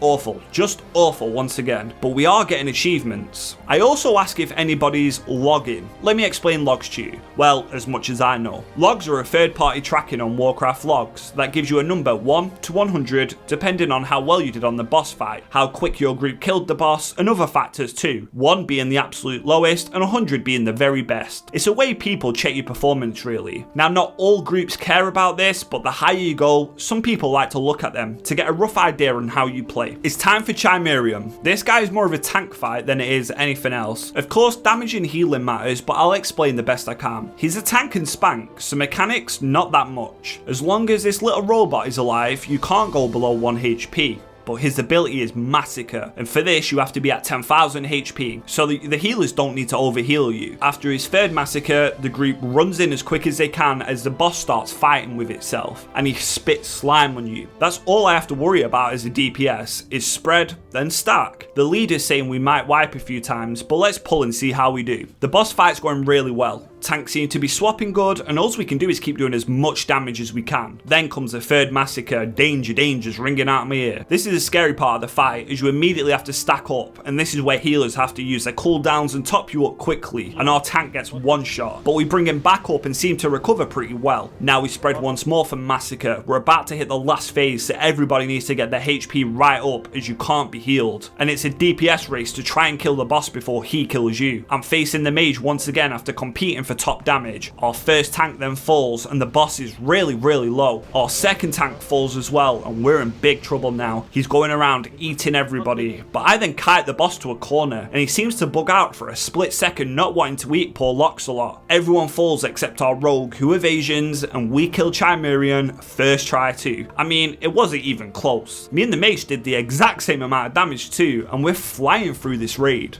Enter Atramedes, the blind dragon, an experiment that went wrong. This boss drops fantastic loot and our Abyss trinket, and well, the best in slot trinket for all casters, the bell. Before that, I'm sure you all know this trash, where you spend an eternity killing dwarves that don't really pose any threat, unless you want them to execute one of your raid. So Atramedes is a boss fight based on sound. He shoots out little tiny circles that increase your sound meter, this big circle in the middle of our screen. If it fills up, well, you die. You can reset it with the gongs based around the room, but you really want to use them to stop him breathing fire and destroying your raid. He spawns little lads that increase your sound meter, so you want to kill them too. And other than that, don't stand in shit as always. Now this is classed as one, or if not, the easiest boss in Heroic, but that doesn't mean he doesn't punish you for failing. So our Death Knight dies, then our Holy Pala dies, then Frostpicken dies once again. And it's slowly getting bad. We get one heal up with the boss at 50%, and we have a cooldown on Soulstone as we res the Death Knight. I'm popping health stones and trying my best to self-heal, and we actually wipe on the easiest boss after one-shotting the rest. Oh well, shit happens. The next pull goes a lot better. We all manage to stay alive, although I get to 100 sound at the last minute and I get eaten. Not good for my log, and once again, the worst possible loot for my warlock. I want some gear. So the last boss we can fight now on heroic is Maloriak. Maybe apart from Nefarian, the hardest here. This boss I had no idea how it works on heroic, so after a brief rundown from the raid leader, the fight goes like this. The boss has 3 phases, red, blue and green. Red phase you stack, blue phase you spread, green phase, you kill adds. On heroic, he also spawns these little black slimes that you gotta kill, but it's pretty simple actually. So we do a pull and we get the boss pretty low considering it's our first pull. We mess up the adds, so there's far too many alive and he kills us. We pull again and we die again. The hunter ran on top of me and killed me in the blue phase, and we all wipe once more as the tank's not picking up adds either. It wasn't starting to look good for our really good raid as we wiped a few more times, but then we get this pull. We enter stage 2, all the adds come out and we just absolutely blast the boss. Somebody dies but we get him up quickly and we're just nuking him going for broke. We're all really low, but we eventually bring down heroic Maloriak, giving us a 5 out of 6 heroic Blackwing Descent. That is amazing. The last boss, Nefarian, is pretty rough on normal as well for some groups, so we won't be doing heroic. This fight has us fighting the reanimated Onyxia too, and there's a couple of ways to do it, but this is how it's gonna go. We're going to nuke Onyxia. This then sends Nefarian into the sky where he fills a room with lava, and 3 groups need to stand on each pillar and kick the little adds there. And the last phase, 1 tank picks up adds and we all just kill the boss. So the fight goes very well. Of course our Death Knight Frostpicking dies once more and a healer, but we get up the healer and we continue. It looks like there's a bit going on, but he just crackles lightning doing big raid damage and that's about it. So we all nuke down Nefarian, we get it to about 10%, the tank dies, the healer dies, and this is pretty close. Both healers then die and everybody's falling. I die to fire, but thanks to Dots, we bring him down in a very clean kill. The leader says, I was picking your loot, Ben. and the only thing that dropped the whole raid that we can use is a cloak. Yeah, a normal cloak. Oh, and heroic tier legs. I didn't realize until the leader reminded me. Come on, Warlock, you don't need him? Then we win the roll with a 76, giving us a massive piece of gear. And that's it. I can't be too mad about our loot, as heroic tier and a weapon is really nice to have. But that is all with all the raids I've done. I also tried to explain the boss fights quick and easy for you to understand too. It's my first time explaining them, so bear with me. We head back to Stormwind now, and then we can exchange the token we won for the heroic version of Shadowflame leggings, item level 372, and they look beautiful, even though we can't see them. We also buy with our Valor a 359 cloak, finally upgrading our Frostlord of Hoons one. I did do some more raids in the weeks to come, but to recap, I died a lot in Throne of the Four Winds heroic, and I had group after group disband, and it just looked like pugging some of these bosses was so hit and miss, death after death. So I decided most of the time, I'm just going to do it normal, at least for the time being, because obviously normal is a lot easier. Right? Wrong. Mages and Shamans don't use Bloodlust when called for in the chat several times by me and most of the other raid. Then people leave their platforms and we all die. Then they pop Bloodlust at the last second when we're already dead. Fun times. We did kill Alakir in a 10-man and the tier helmet dropped, but a rep pally called Cummies wins it and my luck is in the mud lately. With everything recapped, this brings us to just lately's reset and where I did 2 more raids, Bastion of Twilight and BWD, both on heroic. Let me tell you what happened. Do you remember the start of the video with wipe after wipe on Halfus heroic? This time in a 10-man heroic run, wondering if I can finally get down this boss. This group seems to be communicating well, and while we pull Halfus, we all pop off AoE, combustion goes out, damage is going nuts, and the raid looks okay. We take down the whelps, then we take down the Storm Rider. Time Warden falls shortly after, and you can just see how much this boss is getting destroyed thanks to the increased damage taken. Our raid is taking heavy damage, but we seem to stabilize. We're in the last phase of burning him down, and I'm doing 60k DPS. Insane. We bring down Halfus, beating him, and Warlock tier chest drops. Heroic. This would be insane to win, but I'm not holding my breath. I mean, other people need it too. The leader rolls it out, I roll a 39, and holy chalk, rolls a 50.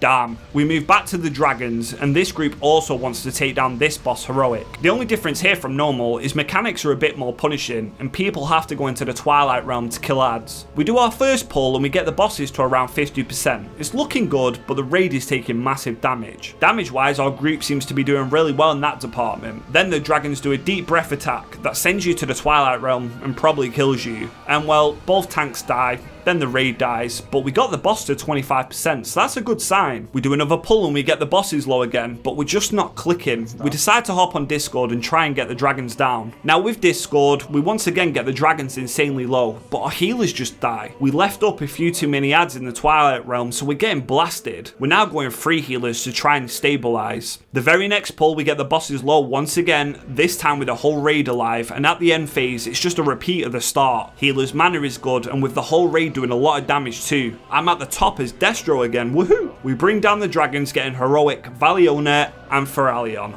Perfect. Now these bosses drop another spellcaster weapon, but it's only a bit of a stat difference that separate this between mine. I choose to be a good little raider and not roll on it and let the other casters have it, as I'm not an evil person. The third boss, the elementals, are supposed to be hard on heroic, so most groups choose to take this down normal, and our group is no different. We nuke down the elementals with ease, and the loot here is nothing to talk about. But now it's time for Cho'Gall Heroic, the last boss of Bastion. Can this group of warriors bring it down? On heroic, it's very similar to normal, except you get corrupted a lot easier and quicker, and he also summons fire and shadow elementals that have to be killed fast. We get the boss pretty low for our first pull, but our prop pally just gets obliterated, so we choose to wipe it. On the second pull, we make it all the way to phase 2. Here it's a timer, before you basically become corrupted and overwhelmed. He summons darkened creations that do big damage and corrupt you, and you have to nuke them to nuke the boss. Everybody in the raid is alive, until he does a knockback, and well, our tank dies, and we all die with a boss at a very low percent. We can definitely do this, I believe, even though the prop paladin is starting to hate his class. But on the next attempt, paladin dies once more before the final phase, and this is definitely a wipe. He says in the chat, BRB, few minutes, gotta get ready to go. so we stand around and wait. He doesn't come back for a long time, and our group is contemplating just going normal and 9-man in the last boss. Morale is super low after being so close to killing it, and with our tank seemingly gone, where do we go now?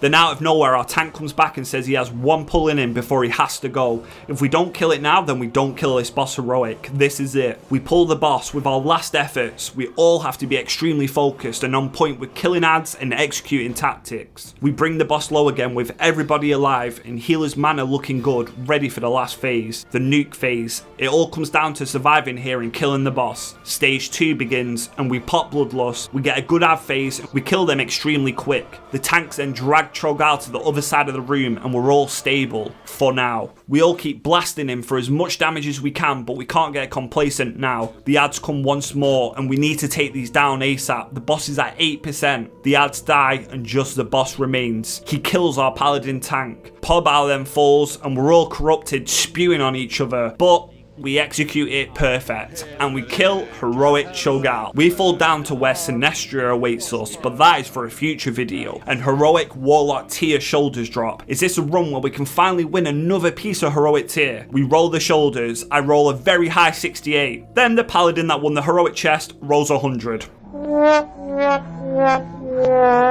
Yep, 100. I'm so done. This gives us a lot of heroic boss kills and honestly gives us a good platform going forward, but no loot for the lock once again. I also did another Blackwing Descent with Magmor and Archimedes Heroic, where we one-shot Magmor but nothing good dropped. We made it to Archimedes Heroic, where first the hunter keeps on aspect to the pack, so we all die in a fight based on movement. Then the next pull, I died to Syrian Flame and wipe the raid like an idiot. We finally get it down very clean with the raid totally not near death again. A Mantle of the Roaring Flame, 372 shoulders drop. Only me and the mage really need it, so surely I can finally win something good, right? Ha, of course not. What do you think this is? We lose to the mage rolling a 94, and well, we barely roll above a 50. I give up. On the plus side, my next Halfus Heroic, a heroic chest piece drop for the Warlock. After clearing a couple more bosses, the raid leader finally rolls out the heroic chest piece. Surely it's about time we win one item. I don't even hesitate, I type in /roll faster than the speed of light, and we roll a 98.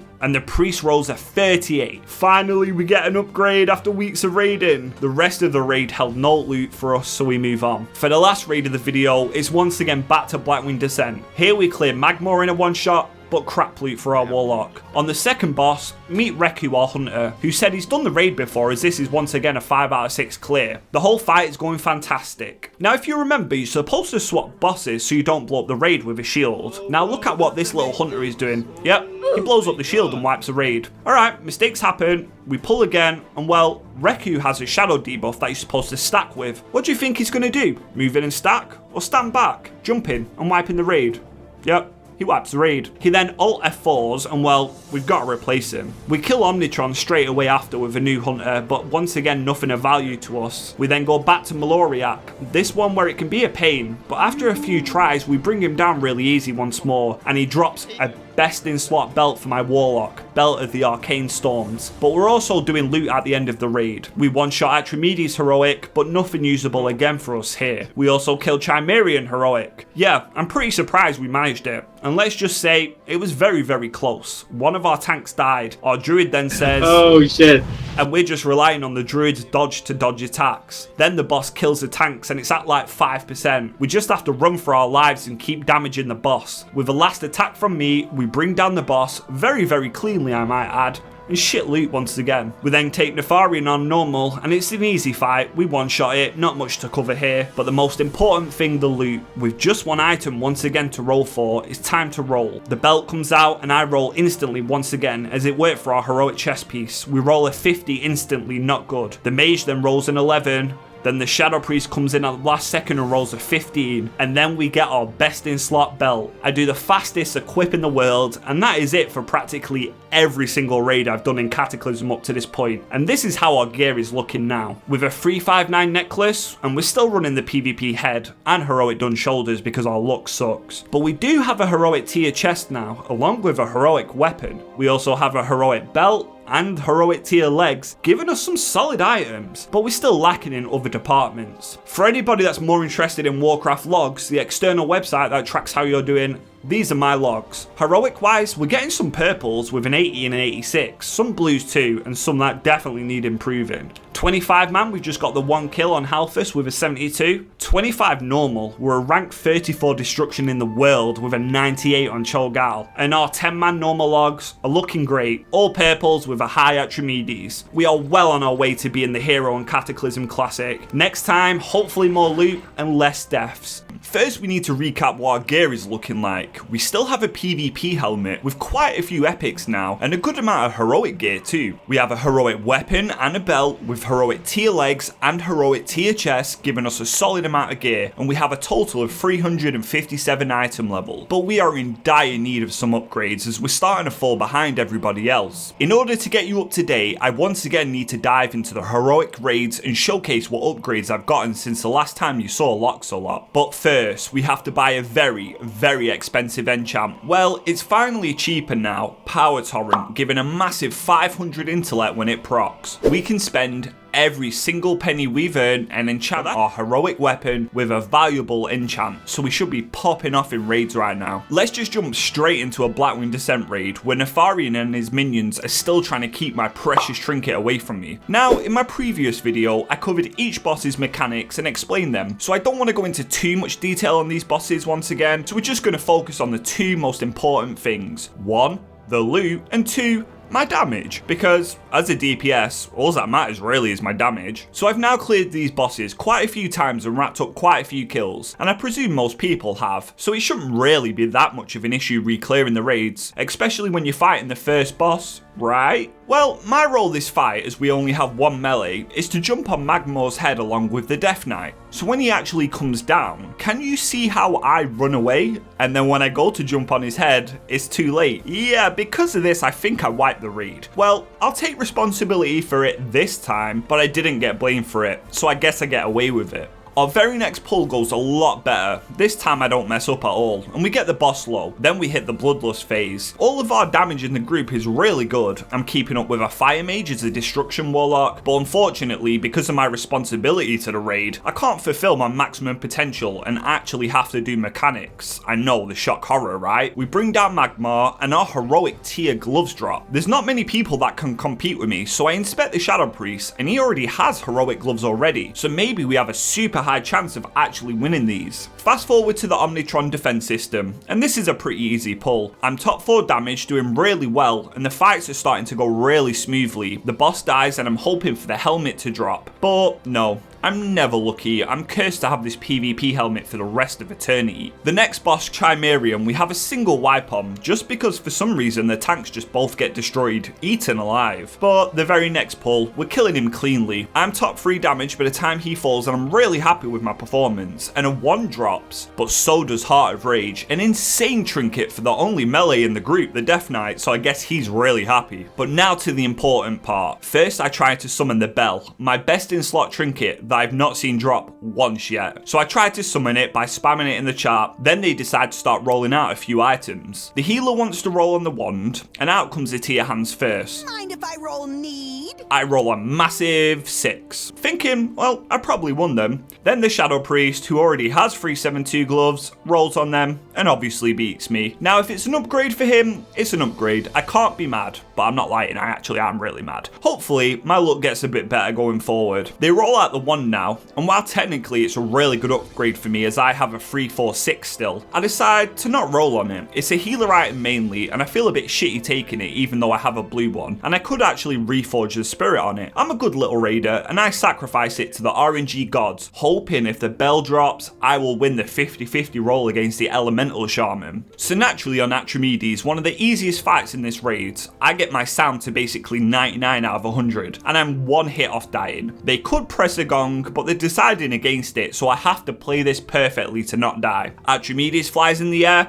and immediately targets me with his mechanic, the worst target he could have actually chosen as my sound is so high, and yeah, I die. We bring down the boss anyway with me dying, and I'm hoping my death brings at least some items for us. And of course it doesn't. What do you think this is? Me getting loot? No. On Maloriak, there's really nothing for us here anymore as we got the belt of the Arcane Storms last time, and that's really the only item we can get from here that's an upgrade. Once again, our damage is really good as destruction. The boss dies, but we don't get any tier usable for us either. Which then brings us to Nefarian. I desperately need the tier helmet to drop. While my PvP helmet is good item level at 365, there's just so much of a second stat that is dead, which is called Resilience. It's fantastic for PvP, but does absolutely nothing for us in a raiding environment. Nefarian at this point on normal is a very easy kill for most groups now. We're doing as much damage as we can, and you can see me in the Fire Mage going toe to toe for the sweet number 1 spot. Then he must press his I win button in Combustion as his damage just starts to skyrocket, and we can't keep up with him and he overtakes us. Nefarian dies,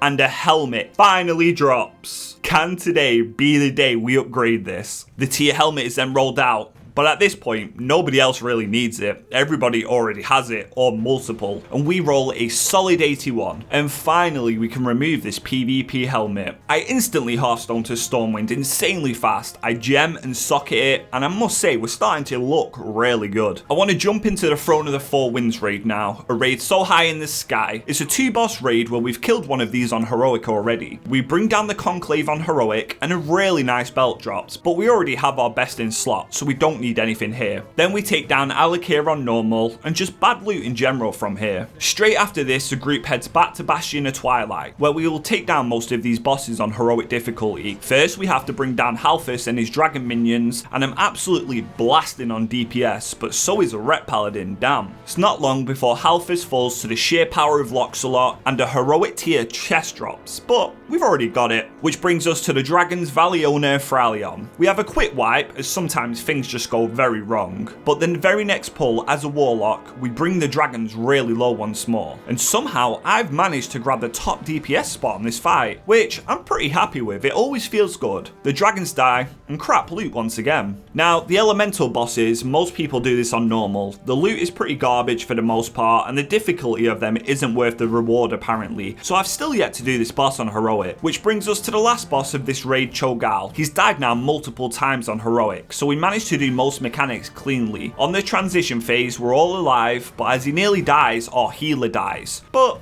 it doesn't matter, he's very low. People do start dying, which then gets me a little scared, but we bring down Cho'Gall easily once more. We fall through the floor, and oh my god, an epic freaking ring drops. This might be one of the first I've seen. This would be an insane upgrade for us. I check how many people need it, and that is definitely a lot of people. The odds are stacked against us, and we roll 4. Yeah, a to 4, and we lose the ring. I'm starting to think I should have just been in melee at this point. Now the actual final boss of this raid when you do it on heroic is Sinestra, Deathwing's mate. This is the hardest boss in Cataclysm phase 1, and also has the best loot with an increased item level of 378 compared to the normal 372 you get, and it's the last test for most players. So we do actually try some pulls, but the fight is pretty hard and we don't manage to bring her down. I don't want to talk about Sinestra too much this video, as this will be the ultimate finale of our Zero to Hero series, but I do want to showcase you all the progress I've been making since the start of our journey. Our best pull was in the last phase at about 50%, but people die to mechanics quite often, including me, making this a lot more difficult than I thought it would be. But with the recap now done, I want to bring you to the meat of this video, the upgrades and the progress we make on taking down these heroic bosses. I joined something called a semi-guild run. It means the majority of the raid are guildies and friends, and they just need people to fill out the roster. Now, these were a super nice bunch of people. I really enjoyed playing and talking with them. We managed to bring down Halphus very easily, and look what drops. Bracers of the Bronze Flight, my best in slot bracers. And the Mage Cremor already has them, so this is definitely going to be mine, right? The leader rolls them out, and I click need and roll a super high 72. Then the healing priest rolls 2 and rolls a 73. A 73. What is my luck? Cursed, I tell you. I mean, I write in chat story of my life and congratulate the priest on his victory. I inspect him and his braces do kinda suck, so I can see why he needed them. But that's just a game we play. On to the dragons. A lot of people died to mechanics, and for the last part of the fight, I'm the only DPS alive with the tanks. And I mean, I am blasting with Engulfing Flame, trying to bring down the dragons all by myself. I'm doing a lot of damage, but both our healers fall. I keep going, but it's just not enough, and we wipe at 800k, 1% to be exact. But my god, I popped off on that fight. Our very next pull goes much better. Granted, a lot of people die once again at the end, but we bring down the bosses, and a heroic necklace drops, another massive upgrade for our lock. Can we get lucky and win this one? The leader rolls it out. I start off the rolling with a 51. Then I'm immediately beat by the Ellie Shaman, and finally the Resto Druid wins it. And once again, no upgrades for poor old Loxolot. There's nothing for us to talk about once more with the Elementals. They die really fast as always,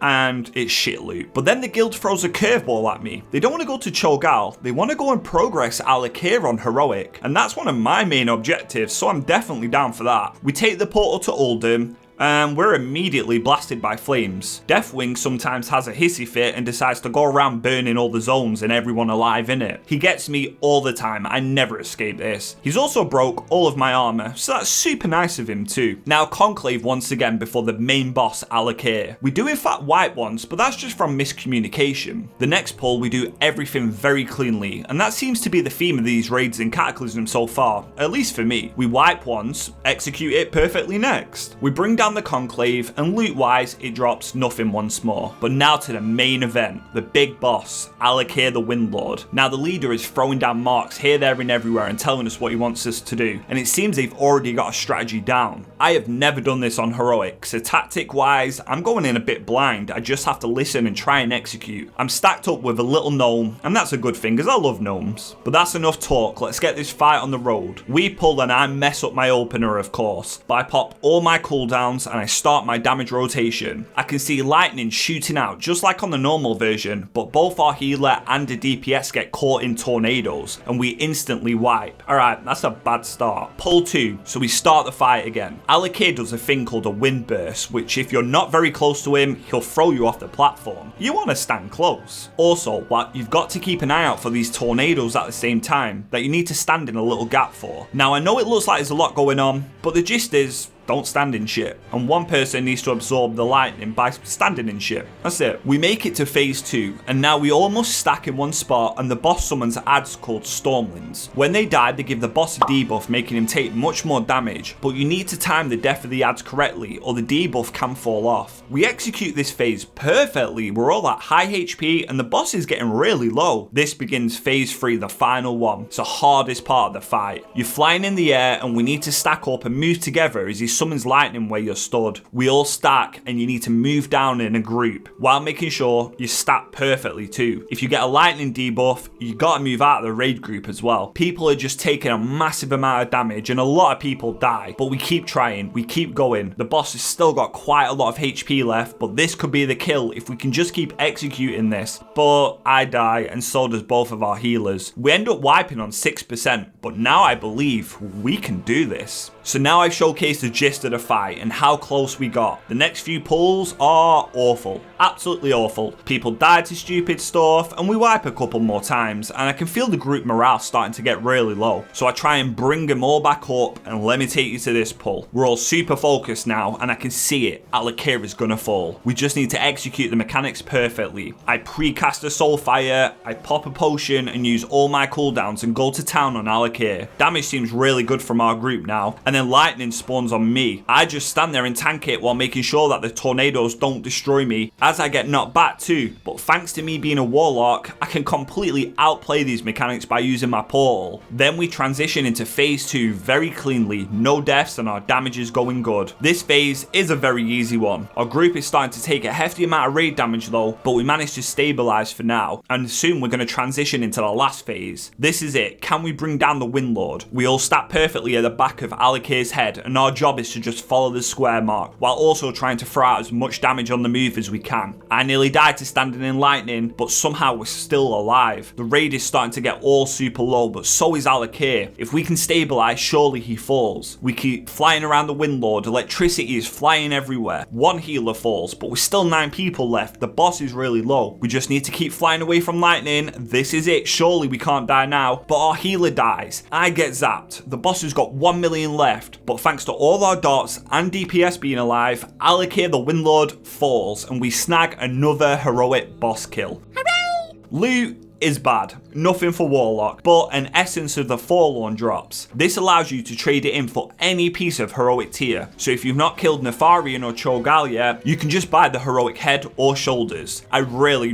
want this item, and it's been a while since we got anything. Is now the time? Essence comes out. We roll first to 47, but everybody needs this and we don't win. But I can't be too mad because we completed what I set out to do and we brought down another end boss of a raid. With Alakir fallen, the raid wants to use the rest of their time progressing on Cho'Gall. Now I've killed this plenty of times, but they haven't, so I'm here to do my best for them. We do die quite a few times, but they're such a nice bunch of people. I offer them some advice on tactics and then we bring into the last phase. Everybody's alive, everybody does their roles perfectly, and this guild manages to get their kill on heroic Alakir and heroic Cho'Gall in one evening, and I'm super happy for them, and myself of course for the Alakir kill, and that's what WoW raiding is all about. Now the loot. I see the Hands of the Twilight Council drop. These are a best option for our Warlock, surely we can win an item now, right? I roll a super high 93. Surely nobody can beat this. Well, they don't even try. Somebody puts a wasted roll. And I mean, it's true, but I'm happy anyway. We got ourselves some heroic gloves, and that is the end of our progress into these 2 raids. But this doesn't mean the video ends here.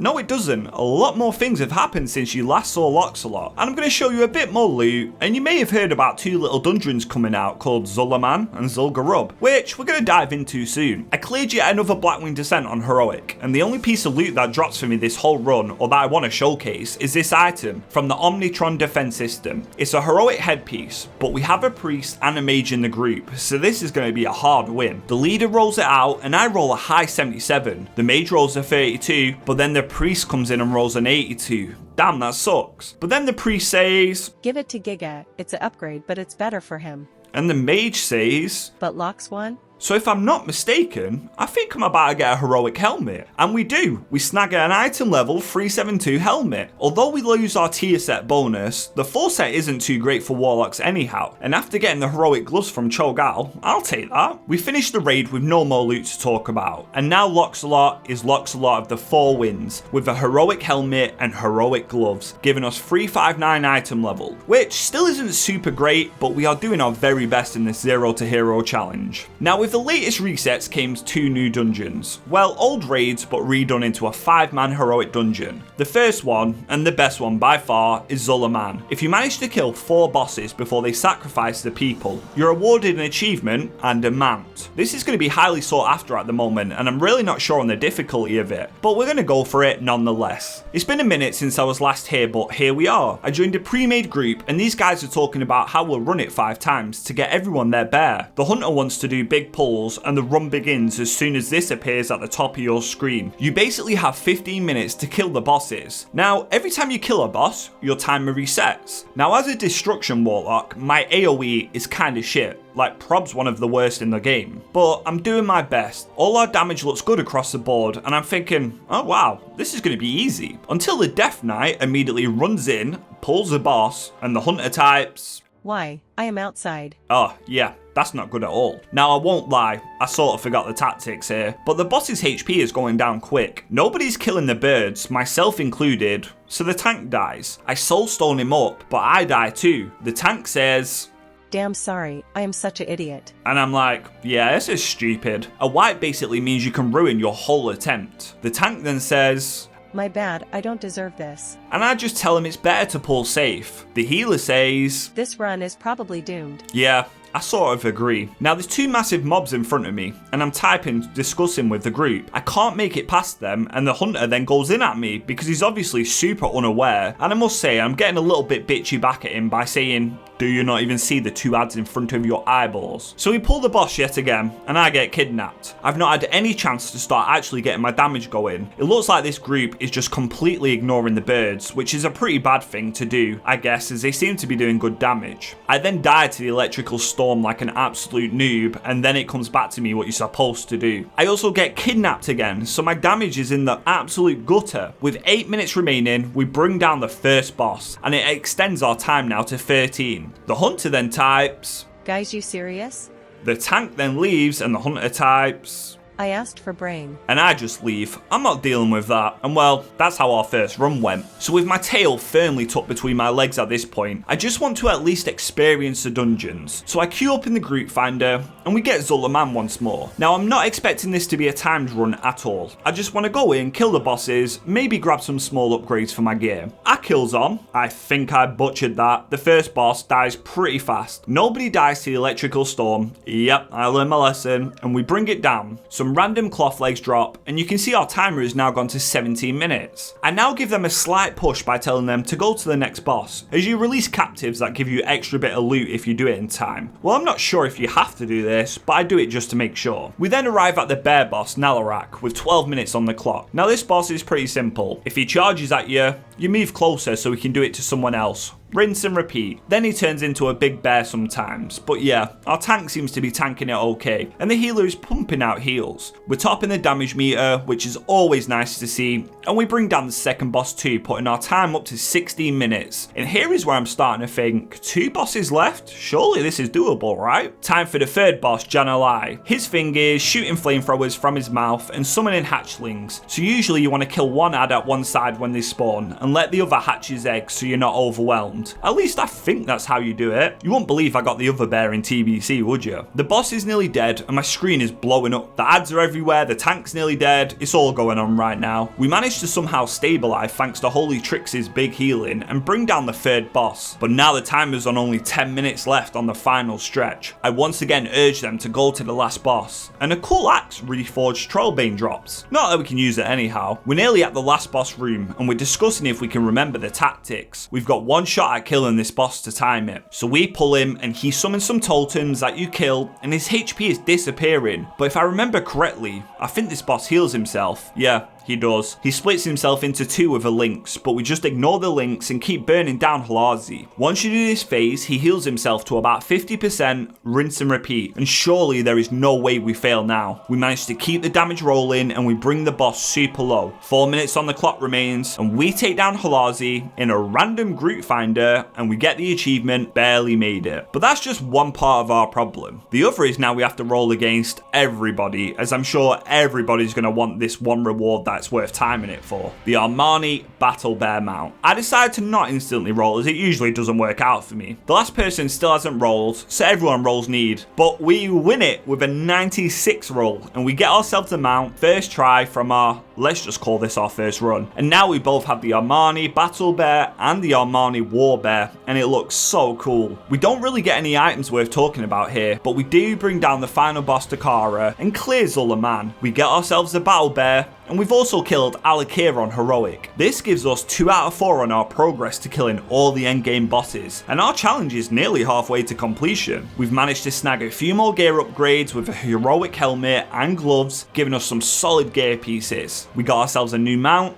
and a new title too. Next time, our plan is to take down the 2 remaining bosses left for us in phase 1, the hardest, Nefarion and Sinestra, in our journey to become 0 to hero on our Warlock. To kick things off, we go straight into a Blackwing Descent for the finale of this series. This video has to be a boss montage as we're at the very end game. I'm not going to showcase every tactic again, however, we're still going to focus on the loot, the kills, and my DPS of course. And by loot, I mean it's still been a while since we got anything, as our luck has been really awful lately. Our gear looks exactly the same as last video. No upgrades yet to be acquired, and our item level is now falling way behind at a low 359. There is a few familiar faces we raid with for the finale of the series. At the start, I did say in the rules as we get closer to the harder bosses, we might need to join guild runs, and that's what I've been doing to give us the best shot at bringing down these hard bosses. Magmar is the first boss, and he's an easy one shot again. A very quick kill, and look at the DPS. Everybody's doing around 30k plus, with me just being a little under, but I'm still somehow keeping up as a Destruction Warlock. Loot wise, a heroic weapon, but we already have that, so let's keep it moving on. Omnitron defense system is no match for our group 2 as we bring it down while I'm second on the damage meter. Really pumping on this boss. Loot wise, nothing for us again. Onto Chimerion, a boss that can actually drop something useful for us, our best in slot heroic boots, but I'm yet to see a pair. For some reason, we actually wipe here again as the tanks die. A reoccurring theme on this boss for some reason, sort of like a ritual, and well, we actually wipe again. I guess people are a little too confident in clearing up this place. Third time's a charm though, as we finally bring the boss down, and I'm slap bottom of the DPS. Heart of Rage drops yet again for our only melee, who's practically best in slot now because he's gotten so much gear, and still no boots for poor old Loxalot. Now Atrimedes is a boss that drops my best in slot trinket, and some insane shoulder pads too. So far we've only saw the shoulder pads once, and the trinket, well, never. Is today the day it finally drops? Nope. Why would it? I'm so cursed. Maloriak is an easy one shot for our group 2, but we already have loot from him, so this brings us onto the main event. Well, out of 2 main events technically, Nefarion. It's up for debate who is a harder boss, this guy or Sinestra. Let me talk you through why this boss can be a pain in the ass. Not only do you have to deal with 1 dragon, oh no, you have to deal with 2 at the same time, that also buff each other if they're close. So the idea, well, our plan, is to kill Onyxia as fast as possible.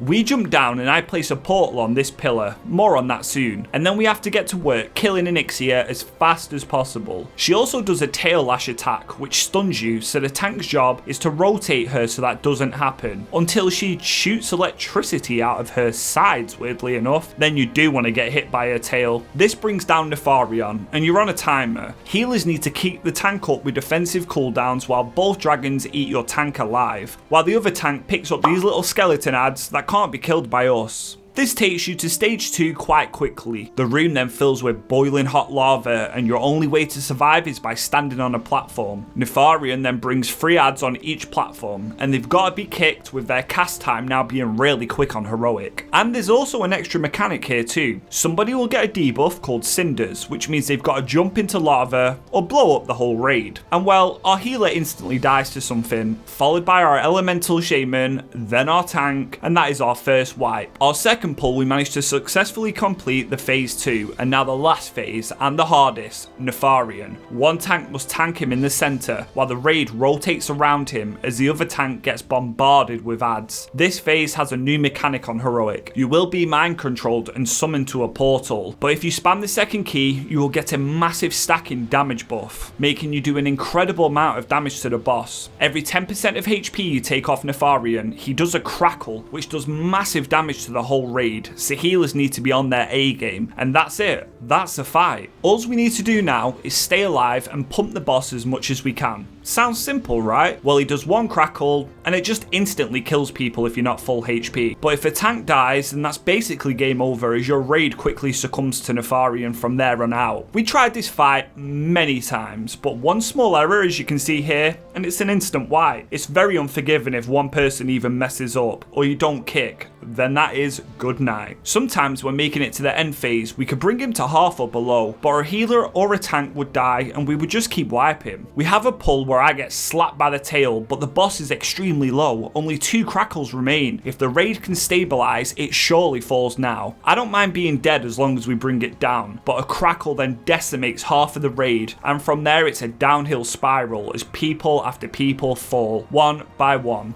And we had an incredibly close call. But now we've seen the boss so low, this is it, 100% focus. I know Nefarian can fall now. We buff up and the timer then counts down. 3, 2, 1. All CDs come out from practically everybody. Potions on top of that giving us huge damage increases. We can't afford to mess up or the dragon won't fall. DPS is looking good across the board and I'm doing as much as I can too. Elixir is close to falling as we all get tail lash stunning the raid once more. I then get mind controlled for a brief little moment, allowing me to get off a little bit of extra damage on Nefarian before he once again summons a lava. With a ring consumed by lava, now all we need to do is kick the ads and pay attention to whoever gets the cinder. This phase should be a cakewalk. I can see our elemental is getting low from huge stacks of lava, but we seem to stabilize as we all kill the ads together perfectly. The lava then starts to disappear. Now the last burn phase. Healers heal, tanks tank, and well, DPS. We decide to wait until 2 DPS gets mind controlled. Then we pop Bloodlust to just try and get out the most damage we can. We bring the boss to around 25% and then all the ads come into the group as we take a crackle on top. This is not good. I then get hit by a meteor straight onto my head and I die to breath apparently, but the rest of the raid does stabilize. 9 million HP remaining, but we decide to save the combat res in case a healer or a tank falls. It's just a burn phase now and it looks like we do have him. Our last crackle comes out, killing our tank, and he's so very low. The raid starts dying, healers fall, DPS fall, but our tank manages to stay alive with a couple of DPS, and in his last act before dying, Nefarian kills our other tank as we bring him down. The big bad dragon has been defeated by Loxalot, even though I was dead at the end. And the loot, well, you can see for yourself. Crap for us, but great for the raid in general. And we have now took down 3 out of 4 endgame bosses. This gives us the title to Blackwing's Bane. And now we only really have 1 boss left to take down in our journey. But before we take on the final boss, we quickly kill another 2, Alakir and Conclave, as reset is about to happen. So Conclave is its usual one shot. It's a really easy boss, but no items for good old Loxalot here. Now on to Alakir. While we have killed him before, item-wise he drops something called an Essence of the Forlorn, allowing for you to turn it into any heroic piece tier that you like, and I'm in desperate need of new shoulders. We actually wiped for a good solid hour here. I don't know why, maybe fatigue, but we just couldn't get our act together, and everybody was starting to get really tired, you could tell. But the last pull of the night, we execute it somehow. We make it to the last phase with everybody still alive, and it's as simple from there on out as just following a square mark really. However, I once again died to lightning clouds, and the tank died as well, but the boss is practically dead and we bring him down in the end. Granted, it wasn't the cleanest of kills, but at this point I'll take it. Only the essence drops that I'm interested in, so it's time to need. I'm going to be rolling against 10 other people here, so my chances are slim.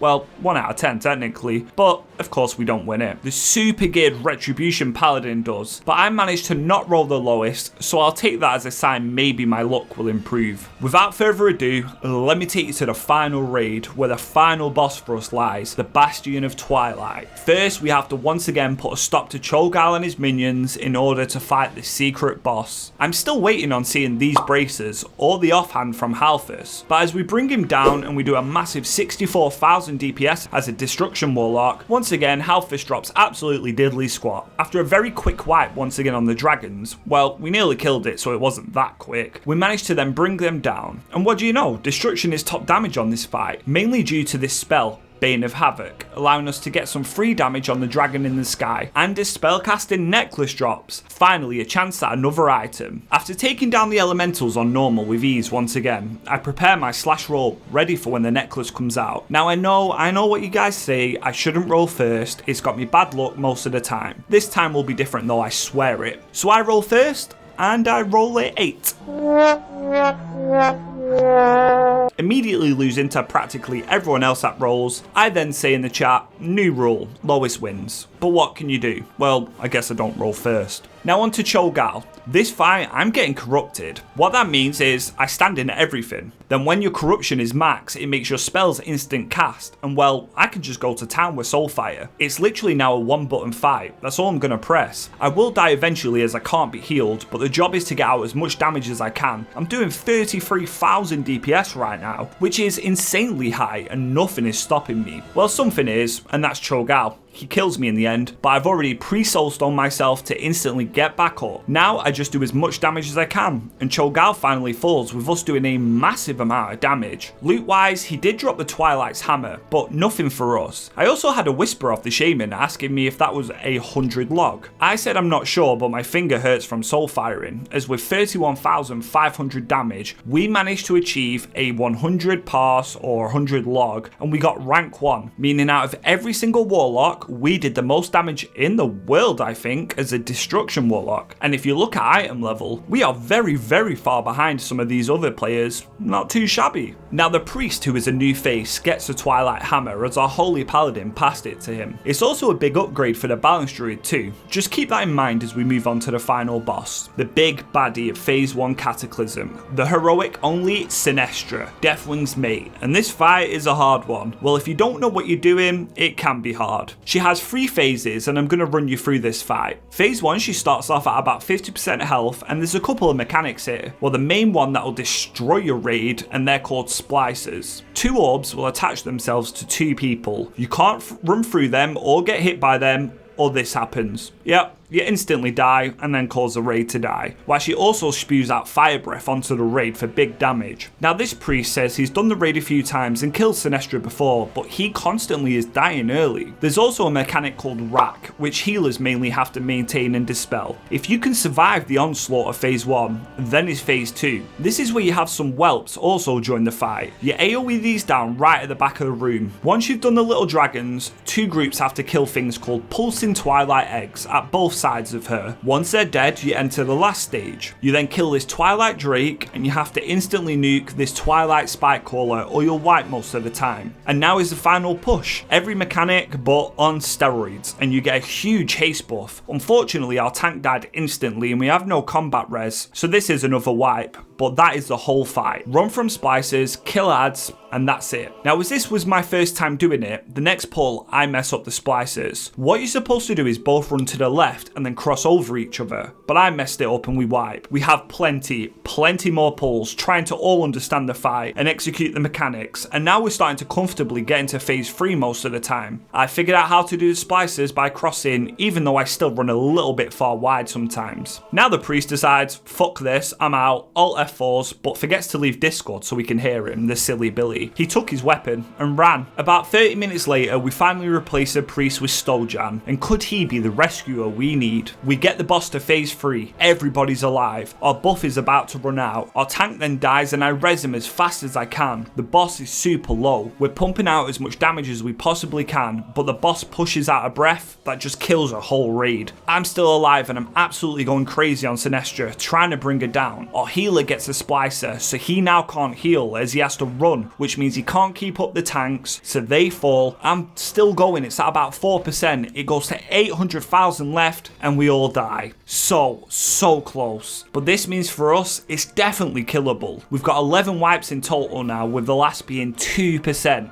Come on, let's bring this dragon down. We bring her really low once more, but we die once again. It's coming, I swear it. And by that, I mean we die a lot more times. Just like Nefarium, we seem to lose focus again. With the last pull of night coming, my dreams of killing Sinestra were slowly fading. We pull for the last time. We execute the first phase well. Splicers are dealt with very easily, and we transition into phase 2. We run straight to the back, and we get all the whelps stacked, as we're told we're not alone in this dark place for the 100th time. Heroes, You are not alone in this dark place. We nuked down the whelps and we managed to recover. Now onto the egg phase. This is pretty simple. We all bring down the eggs easily and then we take down the Twilight Spitcaller. And now it's time. The buff comes in, no mistakes can happen. Everything has to go right this pull or it's over for now. Splices seem to be done correctly and we then bring her to about half with still no deaths. So combat res is available if we need it. We're all pumping as much as we can while killing ads and doing the splices. We have about 30 seconds left of this huge haste buff. The haste buff then falls off and then we pop heroism. Still no deaths. Everything is looking super clean. Is this it? Is the final dragon gonna fall? But then the tank dies, and then a healer. It's over possibly. I res a druid tank as fast as I can, and she's at about 10% left. Welts have been took and we have recovered. I quickly then decline a guild invite mid-fight, and then our raid is being absolutely smashed with damage. The ads are starting to go insane as we're starting to ignore them now. Sinestra fire breaths a whole raid, killing multiple people. I'm one of the only ones alive. The tank then asks us to kill the ads, and I'll let you listen from now on. No, boss. Kill the boss. Dodge slicers. Holy shit, finally. Holy shit! There we're fucking. Oh god. GG indeed. Another week. Bro, get this shit fall over. Antijax, you could finally stop playing the game. Yes, we bring down heroic Sinestra, and I die in a fitting way to end this gauntlet of bosses, but on to the loot. She drops nothing. Nope, nothing. But we brought her down, earning us a Dragon Slayer title, and we have gone from a 0 to a hero in Cataclysm Classic, defeating all 4 endgame bosses in Phase 1. And while our gear is still a bit shit, we've tried our hardest with getting so many boss kills. But that doesn't mean the video ends. I didn't just kill her once and quit. Oh no, I didn't. Let me show you some more loot. Finally, after many resets, we bring Chimerian down cleanly, and Chimerian finally drops us the Quick Step Galoshes, our best in slot cloth boots, and as we're the only cloth user in the raid, these are guaranteed ours, which is a good thing because honestly my roll-luck on this character has been dreadful. Archimedes, no matter how many kills I rack up on this boss, I just can't get it to drop the bell or the shoulders. I think I'll be going into Firelands without these items, curse you Archimedes, although he does drop some 372 spirit bracers. Now I have 346 blue ones and I'm weighing up whether the spell power and intellect trade-off will be worth losing a little bit of hit. As I'm the only cloth user, I decided to take these two in case I want to use them in the future. We also brought down Nefarian again once more on heroic, but the loot he drops is awful, so really nothing to speak about here, apart from we've now got 2 kills on him. We then one-shot Alakir on heroic 2. No wipes, just a clean kill, and Essence once again is our main objective here. I roll an insanely high 61, and it looks like I'll win it until somebody beats me with a 90. Damn, so unfortunate. I rack up several more kills in Bastion of Twilight, and once again the necklace drops. People now realise how bad my rolls are by putting in the chat, Let's pray. and I just say, don't do that. Don't give me hope. When we make it to Sinestra once more, the necklace is finally rolled out. I then make a mistake by rolling first and instantly lose. Dr. Giraffe then tells me, You don't roll first. You Pepiga. Didn't you see the comments on your video? so I type, I quit, and congratulate the Elemental Shaman. Sinestra this time took a few tries, but we now bring her down quite cleanly with the majority of the raid being alive, and we pick up our second kill on her, but 0 loot for us. This brings us to our latest and last reset, the final bosses in this challenge, the final pieces of loot for Loxolot. Halphus finally drops the Book of the Binding Will. Only 2 of us need it, me and the Balance Druid. I've got a 50% chance at winning this beauty. I win the chest thinking I got lucky and cheered for myself, but we actually lose the Book of the Binding Will. We roll a 33 and the Druid rolls a 39. I then called out that Feralian's Mirror, the heroic caster trinket, will definitely drop from these bosses.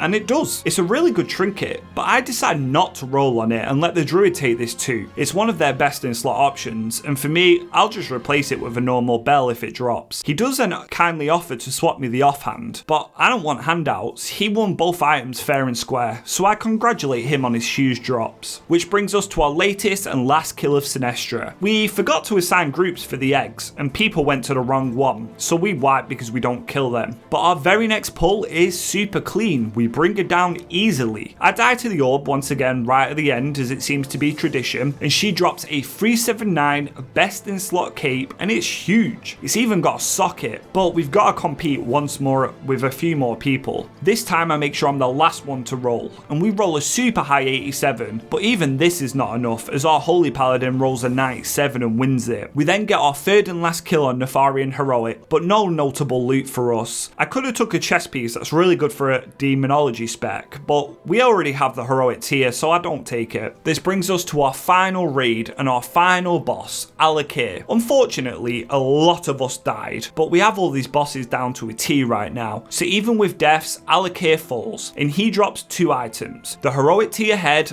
and the Essence of the Forlorn. Both of these would allow us to complete our tier set and look exactly how I envisioned in the thumbnail when I started this series. I wait once more before rolling. Even just one of these would be fantastic, but the Holy Paladin wins the head, and it was only me and him that needed it. I only lost by 9. Then he comes in and rolls 100 on the Essence 2. This guy's luck is insane. We was the second highest roller on the Essence 2 with a 96. What do I have to do? However, because he won the helmet, he actually doesn't need the essence now and offers to give it to me as I was the second highest roller. This is actually better than winning the helmet for me, as this will allow me to finally replace my blue shoulders with these beautiful heroic shoulders. And we are so close to looking like a heroic warlock, but I'll take that. Now, just as I finished this video and was compiling all my footage together, I had one last hurrah at a chance of doing Bastion of Twilight and trying to get my warlock to look exactly how I envisioned it when I started this challenge. I've only ever seen one book of the Binding will drop, and this time we also have a mage in the group who doesn't have too much gear compared to everybody else, so the odds are against us once more. With all the gear upgrades now though, Loxalot is a certified pumper, reaching a total of 70,000 DPS on Halthus, and the book drops once more. Is this the week, the final week where I can get my final pieces? The book is rolled out immediately. Nobody rolls for a long time.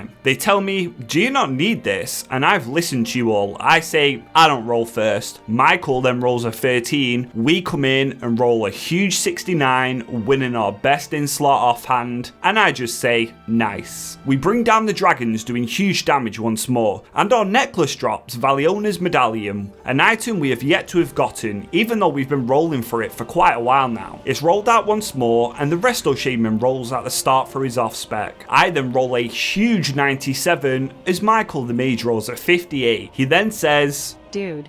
Huh. Are you serious?